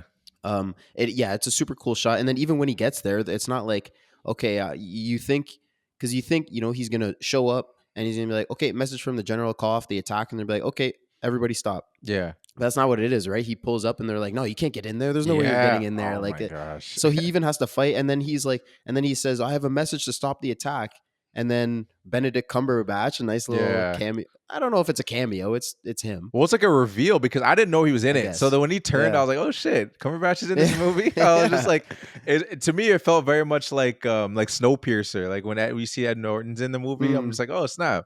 I didn't know he was Yeah, the it's that guy. guy. Yeah, Yeah, it's just like yeah. it's a character that's been mentioned so many times. I need to see Mackenzie. I need to see Mackenzie. So I'm not Mhm. expecting it to be like anybody big or anything. So when I see Cumberbatch turn around, I'm like, "Oh, Nice. I know that guy." Yeah, I know that guy. But like he fights back. He's like, I have this order, but um, I'm still going with the attack. I'm not gonna lose this momentum. And in his defense, he says, I see this all the time. They say, no, don't attack, and we'll get a message in 2 weeks that says attack at dawn. Like Mhm. it just changes so much, and like we have them on the back foot. Like I want to take advantage and I want to go for it. But like so I like that it's not he just pulls up, delivers the message, and then the attack stops. There's like a little moment of pushback, and then he has to fight for him and like be like, no, this is what's happening. You don't know the whole story. They have this everything. They have all the defenses. You're gonna die. Yeah. No. Yeah. It was really powerful, and yeah, it's like you've seen him come all this way, and you're so frustrated. I'm like, man, he's come all this way. Like even at the end, it's like a struggle just to get this information out, and even to get the guy to accept the message that he's giving him. It's like, oh come on, just take the message. And then we Mhm. finally get him saying, "All right, tell them to stand down." You're like, oh, Yeah. get to take the breath, and then you realize he's like, oh man, he's still got to find Blake's brother. So Mhm. now we have to get that confrontation. And Yeah. what do you think about that? Those two. I think it's a nice little. Apparently, that was one take. Actually, I read that they What with was one take? with Blake and like Blake's brother and Schofield when he gives him his dog tags and his rings, and he's asking about his brother, and he's asking like, did he go peacefully, Oh, and okay, yeah. just like when he's starting to break down, is actually another like great little acting moment. He's walking through the I want to. It's like the hospital area, I Yeah. guess. Like there's all these wounded soldiers, and you see all these people with different amputations and different Yeah. problems going on, and he's looking around, looking for Blake's brother, and then we get the final moment of peace where he's sitting at the tree, which is the same way he starts the movie, Yeah. sitting on a tree with his eyes closed. It was a cute little bookend. Yeah, no, I like that too. And then I really like the decision of like not having them embrace because I think it just speaks on to just how war is. Like they wouldn't like Mm, have this moment of like, man, I cared about him too. Like I know it's your brother, let's hug or anything. Cause like you can feel that built up tension. Like they both are feeling pain in this moment where it's just like, yeah, man, like I was with him, and then obviously that's his brother, so he's just sitting there, like sitting with it, and he just says, "Oh, you should go get some food." Like he's trying to just like move past it. It's just like, oh mhm. man, like, and we're all just sitting in it. Like as a viewer, you can just feel that tension and just feel the pain between the two of them, and like there's no embrace because like usually in a movie, like when people are in pain or something sad's happening, you get the relief of like they hug and you're like, oh, like at least we can like there's some kind of moment of like relief for them, but we never get that. They both just sit in that pain and that tension, and then they kind of just like walk away from each other.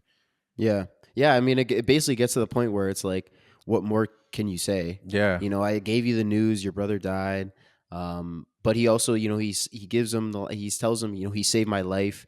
So, you can at least feel some pride for your brother hmm, that, he didn't just go out sorry. yeah, He fought with honor, and he kept me alive. We were able to deliver this message and stop this whole attack.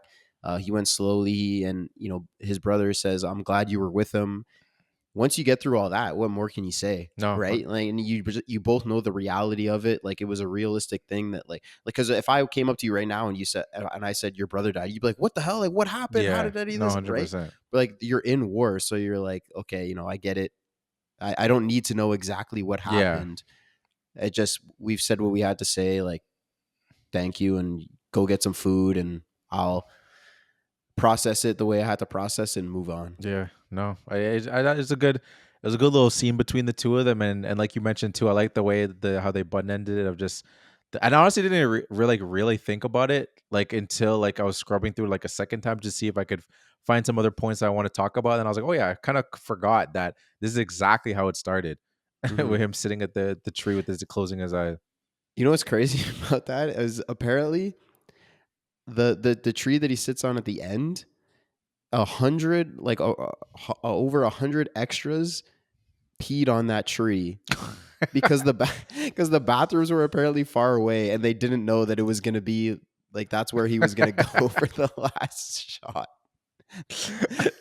Apparently that's the case. Oh my god, that's hilarious. Just a little slap in the face to him apparently. Oh, actually I did have one more slap in the face that happened a little bit earlier when he meets the Colonel Mackenzie, Yeah. and then he calls off the attack, and then he's like, all right, you sent your message, I'm glad you did it, now fuck off.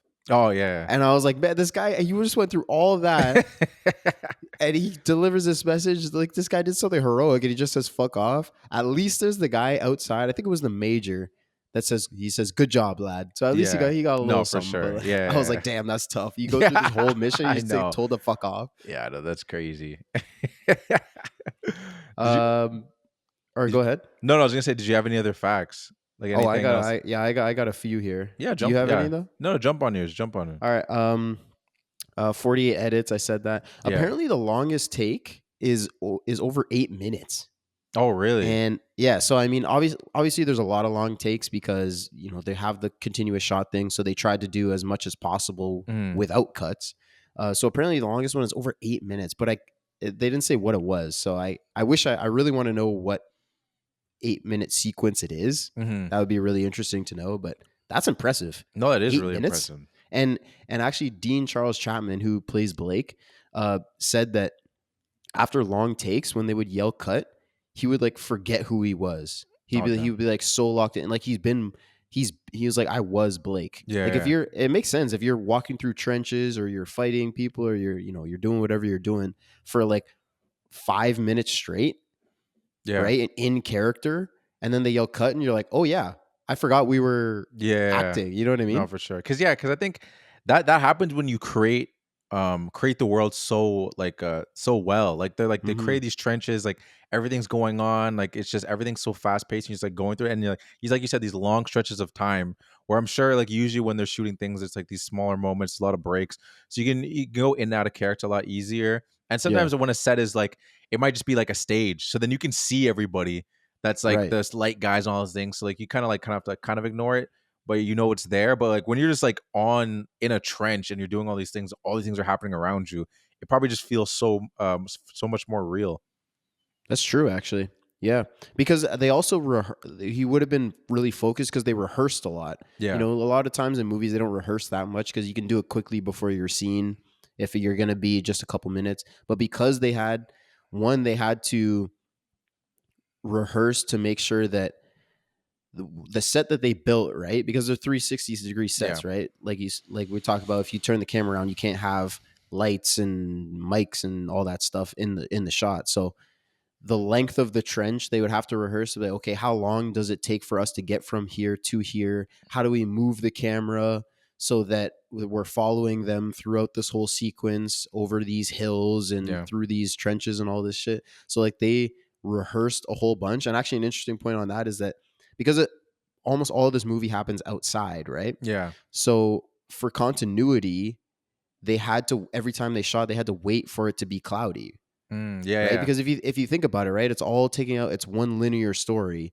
So I mean, over the course of a few hours, obviously the sun, the clouds can move and stuff, but they wanted to, if it's super cloudy here and then it immediately goes to like super bright, you'd be like, okay, something's like, this doesn't work, this doesn't look right. So basically whenever it was sunny or raining or whatever, they would rehearse. Oh, okay, yeah, interesting.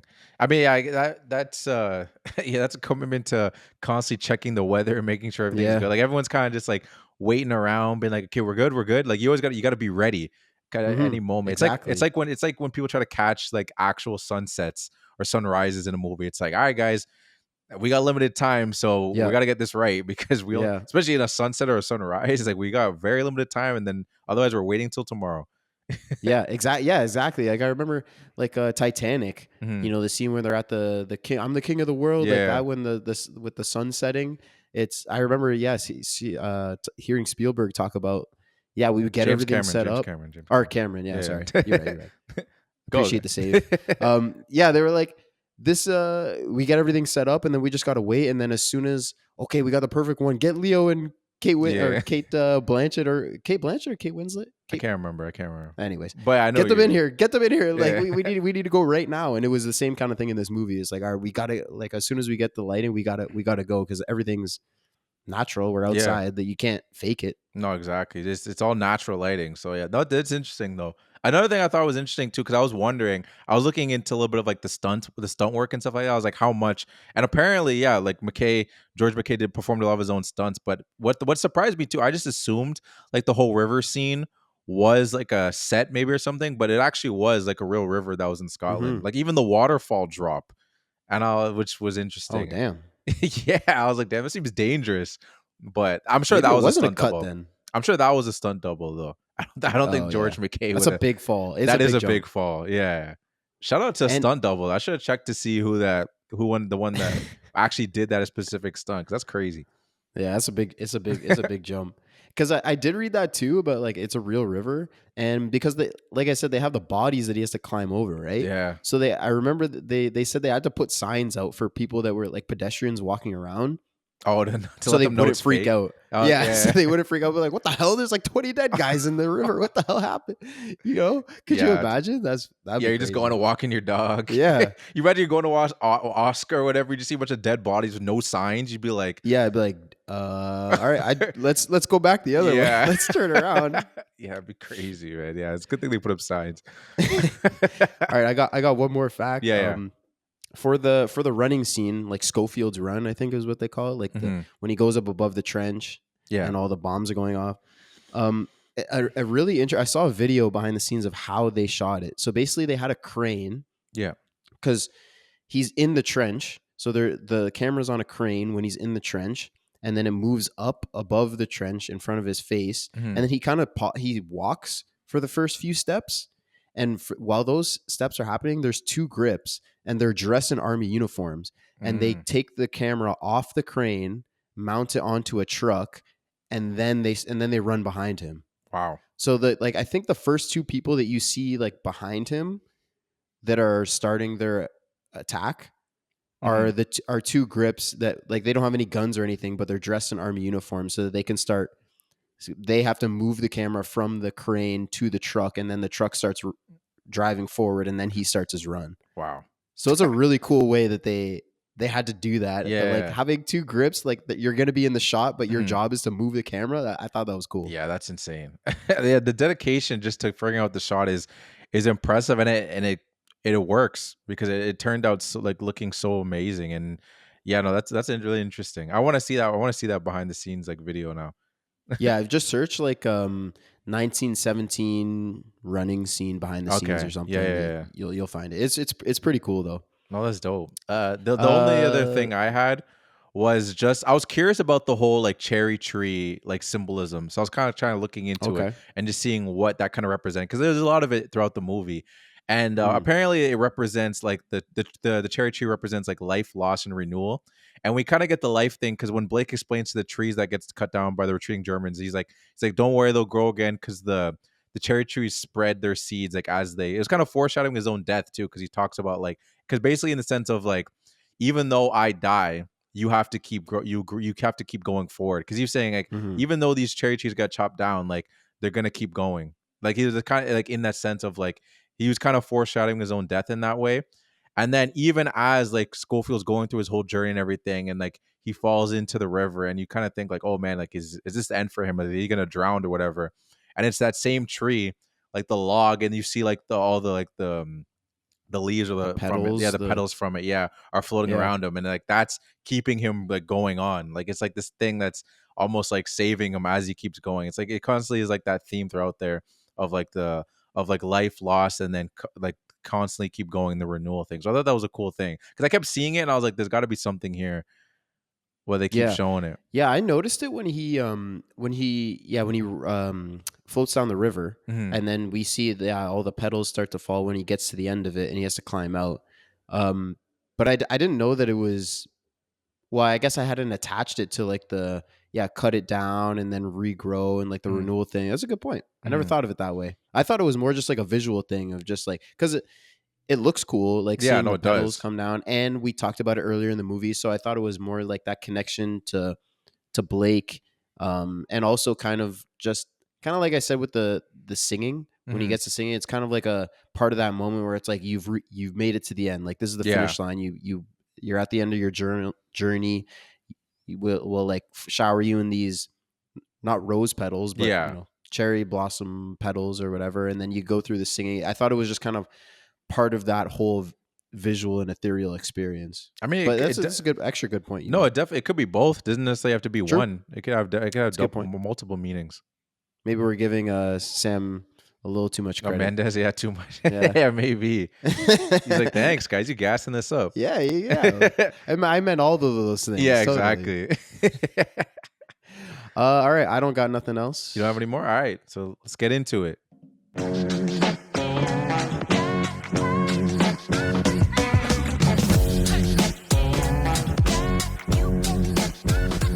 Yes, guys, it's that time of the show. It's time for the filmies. So if this is your first time being on the show, we give out 6 awards to every movie we watch. And the first award we have is, we'll start with the Ferris Bueller. So Ferris Bueller is our lazy award. So we give the award to, it can be an actor, director, writer, anybody that's involved in the movie that we thought they did something lazy, or that we thought that was something funny that we thought we wanted to bring up. It's all in jest. Like, it's not something we actually thought actually ruined the movie, but just something we wanted to point out. So Scott, what was your lazy award, aka your Ferris Bueller award? I gave my Ferris Bueller to Sam Mendes. Okay. And I don't even know if it's technically him, but he's writer, producer, director. So it's him. For the title, okay, 1917. I think that's kind of lazy. He was like, he's like, okay, I wrote this story about these two guys delivering this message. I don't know what to call it. Well, what year does it happen? That's genius. There's my title. That's a little late. I took the liberty of writing my own title. Okay. Because I was gonna ask you what you would have called it. So I'm glad you actually have The Devon's Message. Okay. That's not bad. That's what I came up. I mean, I thought about it for only 5 minutes, and that's what I came up with. But 1917 is a little lazy. No, you're right, because if you think of like every single war movie, if they just put the year, especially if the World War II movie, a lot of people would be like, all right, well, like whatever year. I mean, it expands, like the war expands through like multiple years. But if everyone just said, okay, well, he did 1940 whatever, so I'm going to do 1940 this. So yeah, that is a good point though. I didn't even think about that. He didn't go Saving Private Ryan or American Sniper. Yeah. He didn't try to think of anything clever, really. That's a good point. Nah. And like the year 1917 doesn't have anything to do with the movie. That's true. Like it happens in that year, but that doesn't like that's not pertinent to the story or anything. Like that is a little lazy. Is that the only like big war movie that's just the year? Now that I think about it, so. Maybe that's why he did it. He's like, you know what? No one actually messed with the years. Let me just because it's lazy. All the other people actually put some effort into what their title is going to be. Oh, that's good. That's good. It's a very simple lazy award, but it's actually pretty well deserved because that is pretty lazy. Man, literally just put the year. That's what I thought. Yeah. What's yours? I gave mine to Private Cook. Who's so that? Private Cook, he's one of the soldiers in the back of the truck. The back of the truck, who tells Schofield like, "Oh, you're not gonna make it." He's like the guy that's like joking around, like the guy that's like when they throw something, I was like, "Hey man, you could have like messed up my teeth." He's like, "Yeah, you need a new set anyway." Like that guy. Like he's like on the very end, that's like really jokey and everything. And I gave him my Ferris because when the truck initially gets like put into like the water or whatever, like the mud, and he's like, they all like at first push, they're all like trying to go. Not all of them, a couple of them are trying to go. And he's like, man, I think we should put some wood under the wheel. So the second time when they go to push it, if you watch him, when everyone's pushing, all he's putting like a little bit of his shoulder into it. He's not really doing much. And then he's just like, man, I don't think this is going to budge. And they're like, okay, let's do it again. The second time, same effort. Just put a little bit of his shoulder into it. Wow. And then the third time, it's off screen. Then when everyone comes in, you just see him go around the side. I'm like, everybody's not even helping. Based off what he was doing on those first 2 pushes, I don't think he's doing a damn thing. This guy didn't try him the first 2 times. And then the second time he's off screen, I'm like, he ain't trying. He ain't trying. And then he has the nerve to shit on the driver at the end. He's like, hey, stay on the road next time. Wow. What do you mean? We're driving through fields, asshole. This is a wartime. You think these are just like nice paved roads? That's not the way this works out here. Private Cook, man. I had to give him That that. is, I honestly almost gave it to some of those guys too, because there's even a point where he's pushing, it seems like by himself a couple times. And it's like, guys, help him. What are you doing? Like, the truck is stuck for you too. How does this benefit you by just standing around? Exactly. I almost gave it to all of them, but the fact that you like found this one guy that was being mad lazy, I'm glad you singled him out. Private Cook. Man.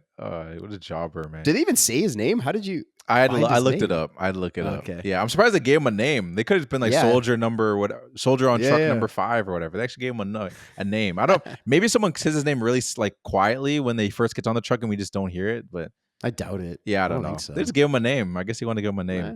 Well, he had some lines, so he had to be credited at least. That's fair. Yeah, no, that is fair. But the next award that we have is our fit check. So very self-explanatory. So Scott, who got your fit check? I mean, mine's kind of there's no fits in this movie. I know, war movies kind of tough. Yeah, I just gave it to Captain Smith, so Merlin. Yeah. They all have. He's got the same uniform on, but he at least has like a hat. I don't know. He's a captain, so he has like, I guess, the captain's hat. And he had like an overcoat over top. It was kind of cool, and he had a cane. Yeah. So I was like, he's got a little something to it, so I just gave it to him. Yeah, that's fair. And when I like looked at the word fit check on my sheet when I was thinking of going awards, I'm like, what am I doing? What am I doing? Yeah, what am I gonna do here? Like everyone's just in uniform. Like this is gonna be tough. So I just went around the route of giving it to Captain Smith as well. Nice. Yeah. Because nice. Literally all the reasons you just said. I literally put because of his hat and the fact that he had a cane. Like it made him somewhat different. Add a little bit of swagger to it. I'm like, I had to give it to him. Yeah. I love it. Hey, that's perfect. No, a nice little certified. I mean, there's literally no one. The only other person I was like, maybe I'll give it to would have been the general. And that's basically just because of rank. Yeah. Exactly. His suit is like, it's perfect. It's tidy. He's got like the ribbons or whatever that like show his ranks. But like, I don't know, the hat and cane were kind of cool. No, exactly. Yeah, it was doing it. It was a look. It had a little bit of swagger to it. I mean, the cane was probably for like actually medical reasons. I don't think he was doing it for swag, but it came off swaggy, and the hat was fresh. So it was just, yeah. I'm glad. I'm glad we're on the same point with that. Like I was like, I didn't know where you were gonna go. I was like, he's got to be on the same like wavelength as me because like, I don't know. Who else could it be? I don't know. I was like, maybe I missed something. And he's gonna point out something obvious I missed. I'm like, damn, I didn't even notice that. But yeah, no, because I was looking intently because I had seen the movie, right? So I could look for little things, and I was like, "There's no fits." Like because in a lot of war movies, right? Sometimes they'll cut back maybe to home, and they'll show like what your wife or your mother or whatever is doing at home, and maybe you'll get a little fit there. This is one continuous shot, one linear story of this one or these two guys. There's nothing. Yeah, that's true. I almost was even thinking about like, can I give it to the woman with the baby? But I was like, she wasn't really saying much. It wasn't ill. It was just because she was different. I was like, there's someone that's not. But it was like, she wasn't. Not even shitting on her too. Like you're at war. It's not like she can. She has time to pop off or anything. But but yeah, no. We're on the same wavelength. It makes sense. A nice little certified. I like nice it. Little certified. Next award that we have is quote. So again, self-explanatory. But what was your favorite quote of the movie? My quote also goes to Captain Smith. Okay. And it's just something that stuck with me. It's when he's letting Schofield go, like when they make it to the bridge, but it's broken down so that he has to let him go. And he says, when you get there, make sure there are witnesses. Schofield says, these are direct orders. He says, I know. Some men just want the fight.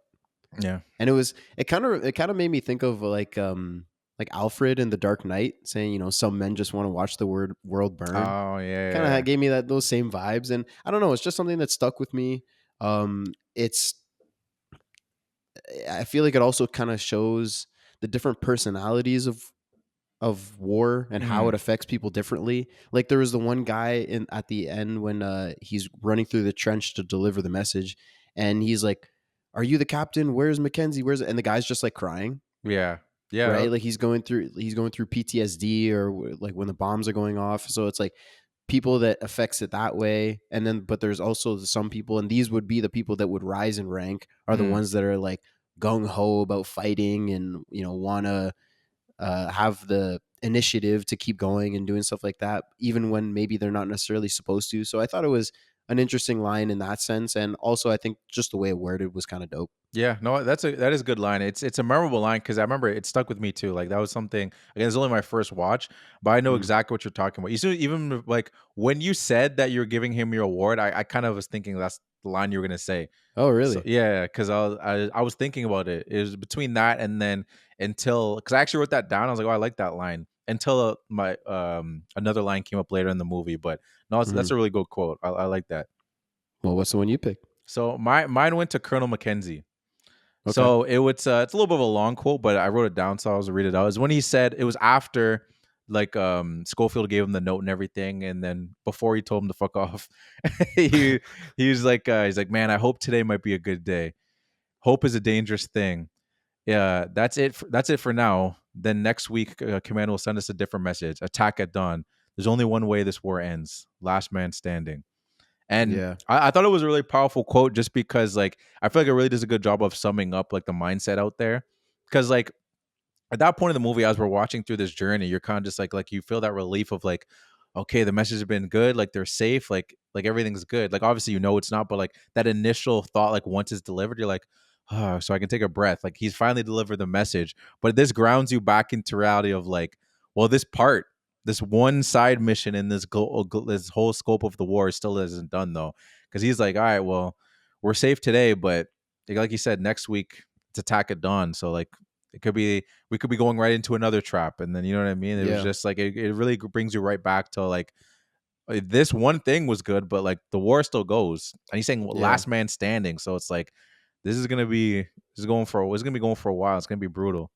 That's a really good point, actually, because when you think about it, like a lot of movies, if you think of like a superhero movie, for example, right, you'll have this big fight in New York or whatever, Yeah, and then you'll kill the bad guy or the aliens or whatever, and then it'll be okay. Well, we can breathe. yeah, Well, obviously, there's all this damage to the city, but like the threat is over, and we hmm can rebuild, and we'll be fine. Whereas in this case, this this movie is like an epic adventure, right? yeah, But it only takes place over 8 hours in a war that lasted years. yeah, So like, there's thousands of these stories, and like this is just one that was brought to. Well, this isn't exactly a real story, yeah, but like there are tons of real stories that happen throughout the years of war. And you're right, it's not like, okay, the movie is over and everyone's safe and the conflict's done. Like, hmm no, this is we save these guys from this one instance. Next week they could have the whole thing happen and the message doesn't get delivered and they all die. yeah. And this is like almost meaningless. You know what I mean? It's just, but to, yeah, put you right back in that situation right at the end of the movie. It's a good point I never thought of, but Yeah, no, that's why good it stuck quote. out to me. Because like initially, I liked yours, and then I heard him say that, I'm like, yeah, damn. Because yeah, I felt that in that moment he said, it, I was like, it's like you have that like a little bit of relief, and you're like, oh yeah, no, war's still going. This is just Yeah. one side mission, unfortunately. See, this is a big reason why like war movies for me are, I really enjoy, because I think it really makes you feel something, Hmm. because like, again, like superhero movies or action movies, like they're fiction, right? Yeah, So like you have a bank robbery or whatever, and people are dying, and you know it's not real, so it doesn't really hit like that. And yeah, this story isn't really real, but World War I was real. yeah, You know, millions of people died, so like the war actually happened. So like when stuff like this happens and it grounds you in that reality, and it really makes you think and feel like, damn, people really went through this, and like yeah. we're lucky enough that we never did that, but like it really makes you feel and like give you appreciation for those that did go through this, because like this is hell, man. Oh yeah, 100%. Yeah, and then I think as I'll keep going, because I'm gonna definitely keep watching more war movies, not even just for the podcast, just like Hmm. just to give them a chance now. I definitely feel like because especially because I like this movie so much, I think it's definitely gonna open me up to probably enjoying because I like all type of stories. So like this is just Yeah. another element of a story. Because I can't even really pinpoint why I don't even like have this interest for war movies. It's not so much like it's like a moral thing, like oh I don't want to watch them dramatize war or anything like that. It's not even that, or just like oh it's just I find it too dark or whatever. Because like I don't mind watching like a drama that maybe is not a tragedy or whatever. Because that's a lot of Hmm. what these movies are, tragedies or just like a hero's journey. But yeah, I don't know what it is. I think, well, maybe it was just like you hadn't really seen them before. So it's Yeah, like it's not necessarily, you like you said, it's not like you were avoiding them. It's yeah, just something that you were just like, eh. like when you're sitting down to watch a movie, you're like, oh, what do I want to watch? And you're like, you would lean more towards a comedy or a thriller or a drama or something, not a war movie. Yeah. And it's not like you're like, oh, I'm never gonna watch this. It's just like you just didn't. Yeah. No. Which is fine. But anyway, our next award that we have is our Sixth Man, aka our Nas Reed Award. He's only got a couple more months of holding on to this. Yeah, you don't think he's gonna win this year? Nah, I don't think so. It's gonna be the Peyton Pritchard Award. Oh yeah, maybe. So, but to explain our Sixth Man, we finally have some rules for it. We basically said that the Sixth Man, it can't be the writer, director, or a main 3 cast members. So I don't know who the third main would be, because we got 2 main characters, and then yeah, I don't know. Well, it doesn't matter. It depends. It changes for every movie. I guess it changes for every movie. Yeah, it's just the sixth man is a title. Yeah, it right? is like just the a number title. 6 doesn't necessarily. No, it doesn't mean anything. It's just someone that we had a smaller role in the movie, but not necessarily smaller, just not one of the main roles. Coming off the bench. Yeah. We want to give them some love. So who's your Sixth Man, Scott? I actually did give it to someone with a very small role. Okay. So end of the bench. I give it to Lieutenant Leslie. Okay. Who is the guy that preps them to cross no man's land? Yeah. At the start of the movie. Mm-hmm. Basically, he has 2 minutes of screen time and goes nuclear in those 2 minutes. Like, this guy's such a pessimist, but he's like, as soon as he gets in, he's like, settle a bet. What day is it? It's Friday. Oh, this idiot thought it was Tuesday. And then he's like, are you our relief? Well, when the fuck is our relief getting here? Well, when they start shooting you, can you throw the flare back? You know, I hate losing these to the Hun. And he's like, when they start shooting you, you're going to die. And he's chin up. There's a medal in it for sure. Yeah. Nothing like a scrap of ribbon to cheer up a widow. Yeah. And that was another thing that because they were talking about, right, the significance of earning a medal. Yeah. So it was another little nugget that, like, I guess planted that seed in their head and started that thought going. But again, it's a point that I thought sparked some thought of, like, is that significant? But like, this guy was just like spitting bars in the 2 minutes that he had to prep these guys going over no man's land. So he got my award. No, that's fair, and that's why he was my Sixth Man too. Let's go. Yes, let's go. Yeah, I feel like it had to be him. Like, it was like epitome of a Sixth Man. This man showed up on the screen and just bodied it, man. I almost gave him fit check just because I like how he just was like, it's the same kind of small thing where he's had the little beanie. No one else had a beanie. You were just rocking the beanie, had his flask. I was like, I had to show him some love. And I'm also familiar with that. Like, everything you mentioned is like the quick prayer. I wrote down all the things you said too. And then also just the way he ended it. Cheerio. and then just walked away. Just like, this guy's too much. I also recognize that actor for something else. Like, it was a nice little tie.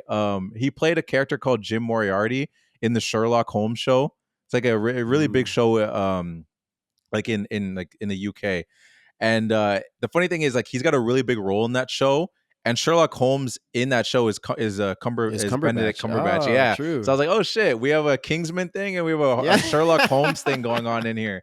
I'm like, this is all both British. Yeah, both British. They kept the British thing going, man. Oh yeah, everyone in this, it's a bunch of big British actors in here, man. So you don't think the General and Captain Smith later went on to found Kingsman? Yeah, maybe, Hey, yeah. And later, Mackenzie turned into Sherlock Holmes. Exactly. Yeah, exactly. Oh man, yeah. No, I the well-deserved Sixth Man.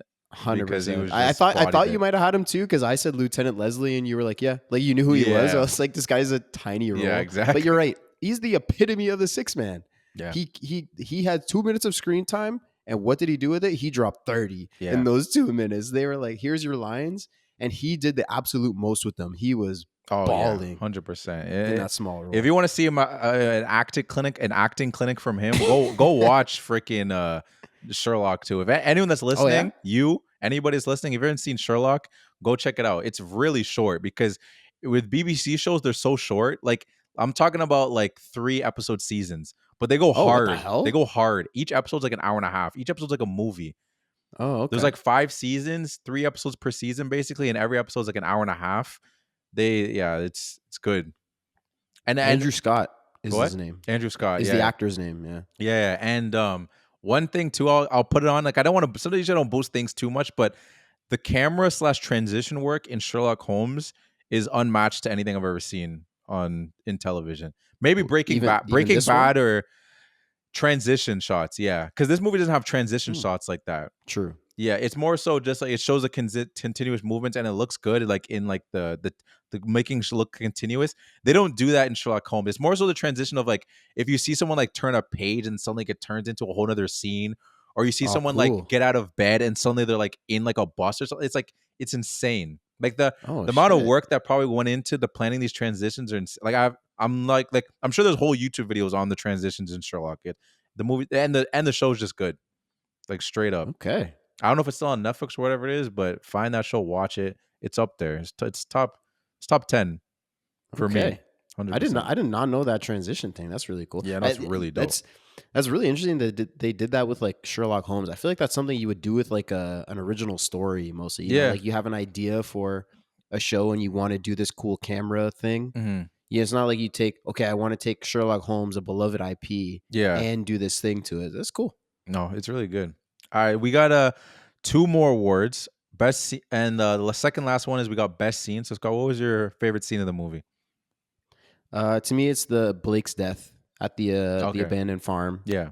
You know, the plane crash and that whole sequence. We talked about how Blake dying, you know, when he first asked Schofield, he's like, okay, like, you know where you're going, right? Because he's the one that was chosen for the mission, was Blake, right? Mhm. Because the general comes in, he's like, I heard you're good with maps. Yeah. And he was the one, he's just like, pick a guy. So Schofield was just supposed to be like his companion, just to Yeah. accompany him, right?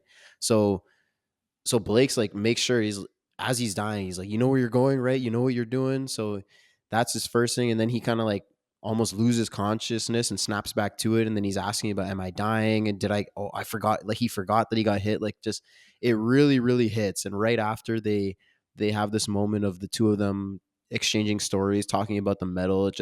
I remember the first time I didn't see it coming too, like the whole plane crash. And then when Schofield goes back to get the water, the camera moves to him. Yeah. So we don't see what happens in the background. And then he turns and the German has the knife in his stomach and we're like, oh shit. Yeah. So it's like it's a reveal moment. And then the sequence of him dying, it really sticks with me. And when I think of this movie, I think of that scene. Yeah, no, it's a really powerful scene. Like we kind of talked about it. Well, not kind of. We talked about it during when we were just going over the plot, but it's a well deserved scene because that shocked me. Like I don't know if I emphasized how much it shocked me because like when the first guy first came and like they were showing him and I saw the knife. I think it was purposely shown too. I was like, hey, you guys better watch out. Like the guy's a knife. Maybe he'll try to hurt you.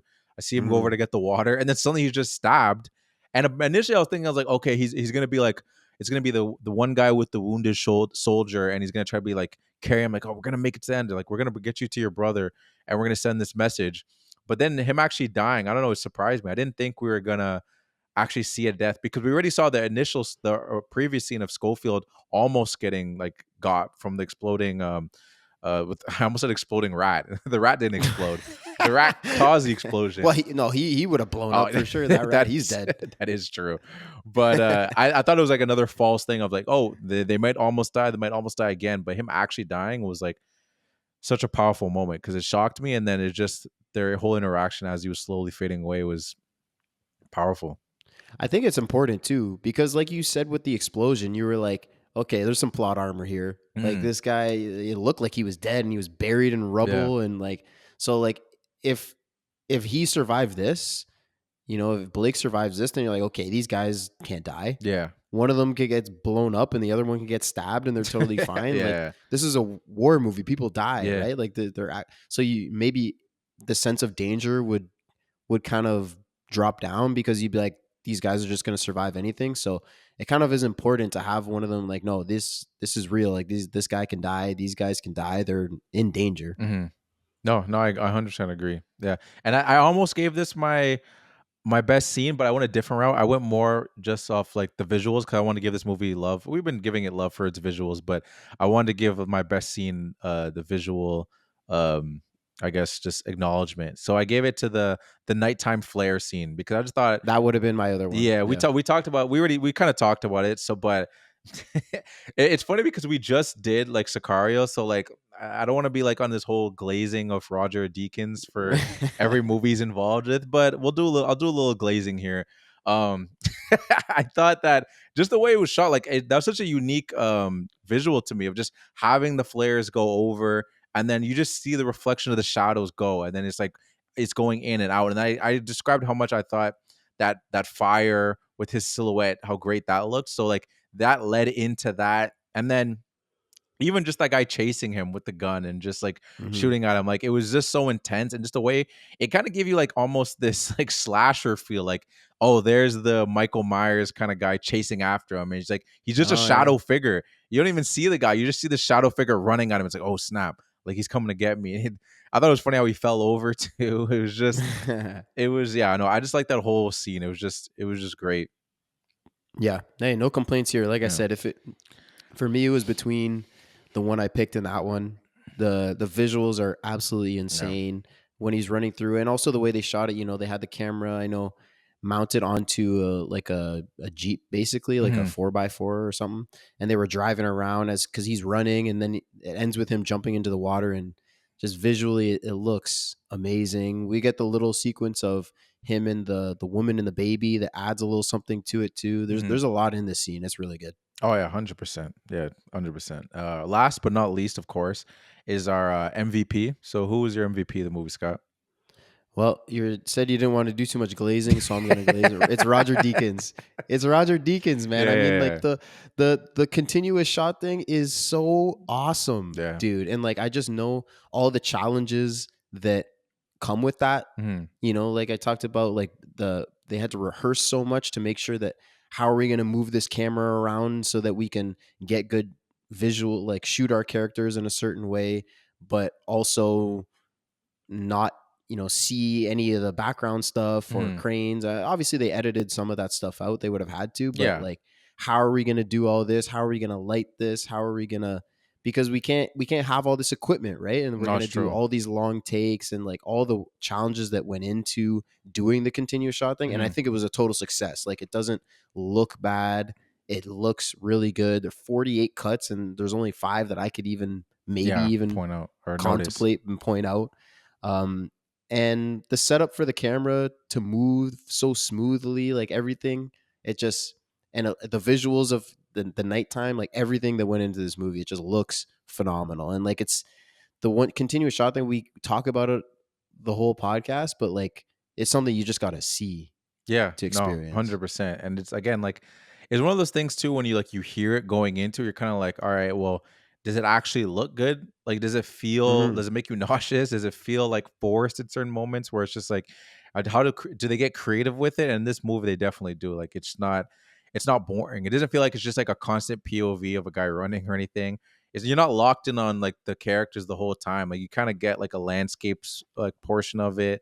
You know what I mean? You even move away from them at some points too. Like even in the singing circle, he goes onto the tree and it moves away from him. You know what I mean? It's not like Yeah. we're not only gonna stay attached to this one guy. Like you'll see other things, and then we'll come back to him. Like they get creative with it.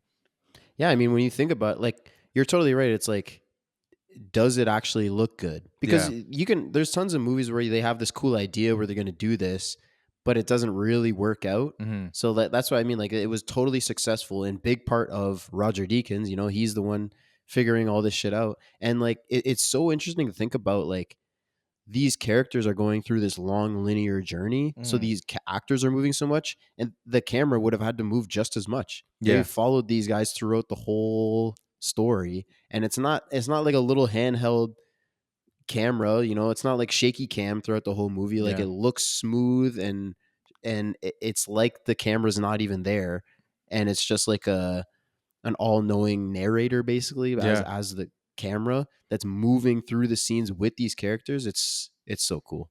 Yeah, no, that's well deserved. The funny thing is, I almost gave him my MVP too, but I was like, I was dedicating my best scene, and I was gonna give him props for it, and I was like, then I'm gonna give him MVP right after. Which there's no rule against. We don't have rules about Yeah. you can give someone an award for every single award if you want. Well, I guess technically you couldn't. Technically you couldn't do No, sure that. you could. You could give Why six not? man and MVP. Oh Like yeah. that's probably the only thing Yeah, that you maybe not. couldn't. Yeah, it's probably the only thing you Yeah. couldn't do. I mean, and I don't know what Roger Deakins was wearing, so I don't know if I could give him fit check, but but yeah, no, I felt like let me spread some love. So I gave mine to Sam Mendes, which is funny too because you gave him your Ferris. Well, it's just for the title. No, I know, it's just for the title, which again, I think it's well deserved. But you talked about how like it was came off like a story. Oh, it was co-written, sorry, by like I wrote I forgot to write her name down, but it was Christy Wilson Cairns, yeah. So I don't Yeah. want to. He wasn't the only one that wrote it, but he co-wrote it and he directed it. So I got to give him some love for doing that. And like they took that little idea and they expanded it. Like you only pick one person. I'm just gonna give it to him because he also directed it. And I think that's another thing that's strong about this movie too, because we were talking about the visuals and how good the visuals are, but as you said, sometimes you have these cool ideas for doing something visually, and sometimes it doesn't work. And a movie can look really cool, but if the story isn't good, then that also takes away from it too. And like the actual story of the movie is good. And like you said, they had the parts where you can't just have them survive throughout the whole movie. You have these different moments of tension where it's just like they set out perfectly. Where you have the booby trap initially, so like you're already tense before that because like everyone was saying like, oh man, you guys are probably gonna die, you're probably gonna get shot at. There's some booby traps, and you got to worry about booby traps, and you got to worry about potential like German soldiers coming at you. So you're on edge. You're not like watching this feeling like, these guys are gonna be safe. Like, let's just see how they get there. Like, is it gonna be more so the journey of like, oh, we gotta climb this tree, climb this mountain. Like, oh man, I'm too tired. I don't know if I can make it. Like, no, there's so many different aspects they have to deal with, and I just feel it's the way it's presented is done really well, and the ways that they have us going from like high tension to calm and high tension to calm. Like they meant well throughout the story, just like really smoothly. So I want to give him some love for and obviously he directed it too. We always give the DOP, like, which again, well deserved, but it's obviously it's a combined effort. Like they're definitely sure. chatting. So Yeah. sometimes you just want to give the DOP because directors usually get more love. So, but if you're listening to this podcast, you're definitely gonna get familiar with the name Roger Deakins. Hell yeah. Him, No, Hans Zimmerman. We're gonna be mentioning those dudes a lot. Hans Zimmer, our boy JB. Hans Zimmer, yeah. Oh yeah, 100%. Well, he's a director, but Yeah. But no, that's a really good pick. Yeah, you're right. This story is totally is really good, and yeah, you can have this visual thing, the continuous shot. Oh, you got to see this movie for the continuous shot, but it's not just that. The story is really good, and the characters are really good, and you're totally right. Like the moving up and down and the tension, the fact that you can do that with a continuous shot, is really cool. And like I talked about how they kind of use music to do that, but I assume that's a directorial choice. And it's because they would have to think about how do we go from calm up into an intense situation and then back down to calm. And like it's constantly ebbing and flowing and keeping you on your toes throughout this movie. You're always kept on your toes throughout this movie. It's but like for his role as far as like direction, I find it maybe is even more praise that should go to him because of all these long takes and continuous shots, right? Like it's not like you have a short 1 minute sequence or like a monologue from a character, and then they do that, and then okay, for take two, try this, try that, maybe change this a little bit, maybe change this a little bit, with all these extras in the background, all these moving parts, setting the camera up. Like you would have to make sure that when the camera starts going, you're good. Yeah. You know what I mean? True. It's not like you can't do multiple takes if you have to, but it's just more involved because you have to, like when it's quick takes, you can just do little tweaks here and there. This is like a whole grand thing for each long take. So yeah, I like that you picked them. No, thank you. Well deserved. I also just realized too, I didn't realize until I just was checking to see who the co-writer was. The movie came out in 2019. We kept saying 2020. Yeah. The hell? Yeah. I said 2020. Wait. Came out 2019. Really? Yeah. Same year as Parasite, as we were talking about JB. Oh, you're right. It is 2019. What the hell? Why do I have 2020 written down? I don't know. I didn't argue it because I was like, yeah, I think it was 2020. But as I'm looking at it now, yeah, it's 2019. We saved someone from like freaking out and putting in the comments, what, it was 2019. It wasn't 2020. Yeah. And the movie 1917, 2019, 2020, whatever. Yeah. But no, we're just as lazy as Sam Mendes. Yeah, apparently. But any final thoughts? Like as we No, I'm glad you finally I got you to, not that it was tough to get you to watch this movie, but I'm glad that a movie in a genre that I really like, you took the chance, and I'm glad you enjoyed it. You know, because I really did. that's the thing. You know, when you were like, okay, we'll do 1917. I know you weren't a big movie guy, or not a big war movie guy. Yeah, you're not a big movie guy. I'm forcing you to do this podcast. You're not a big war movie guy, so I was like, I hope he likes it, and I'm glad you did. So it just makes me think of it. You know, I'm not a big horror guy. Yeah. So you'll have to introduce me to some of the some good 100%. horrors. I got some ideas already. All right, well, we'll do it eventually whenever time comes up. Yeah. Well, that's I don't know what I was waiting for. All right. Yeah, thank you for listening, everybody. That's gonna do it for us. We hope you enjoyed. If you did enjoy the episode, then hit us with a 5-star review. You know, that'd be super cool. We'd really enjoy it. It would help us grow and everything like that. If you leave a written review, we'll shout it out on the podcast. We'll go back and forth with you. And if you liked our awards, hated our awards, if you thought we had some cool points, if you had an interesting point that you thought that we didn't mention, hit us up. Let us know. Yeah. We'll probably shout it out on the podcast. Same thing. You'd be like, oh, this person had a cool idea from last episode or whatever. We just like talking to movies with the community that we're building. You can do that on YouTube, Instagram, and TikTok. We're at the Film Room Pod. We'll see you next week for another good one. Over to Dion to close it out. And remember, guys, if you ever have someone running at you with information telling you to stop listening to the Film Room podcast, the only response you can give them is, balls, man. That's my favorite podcast. Peace. Peace out.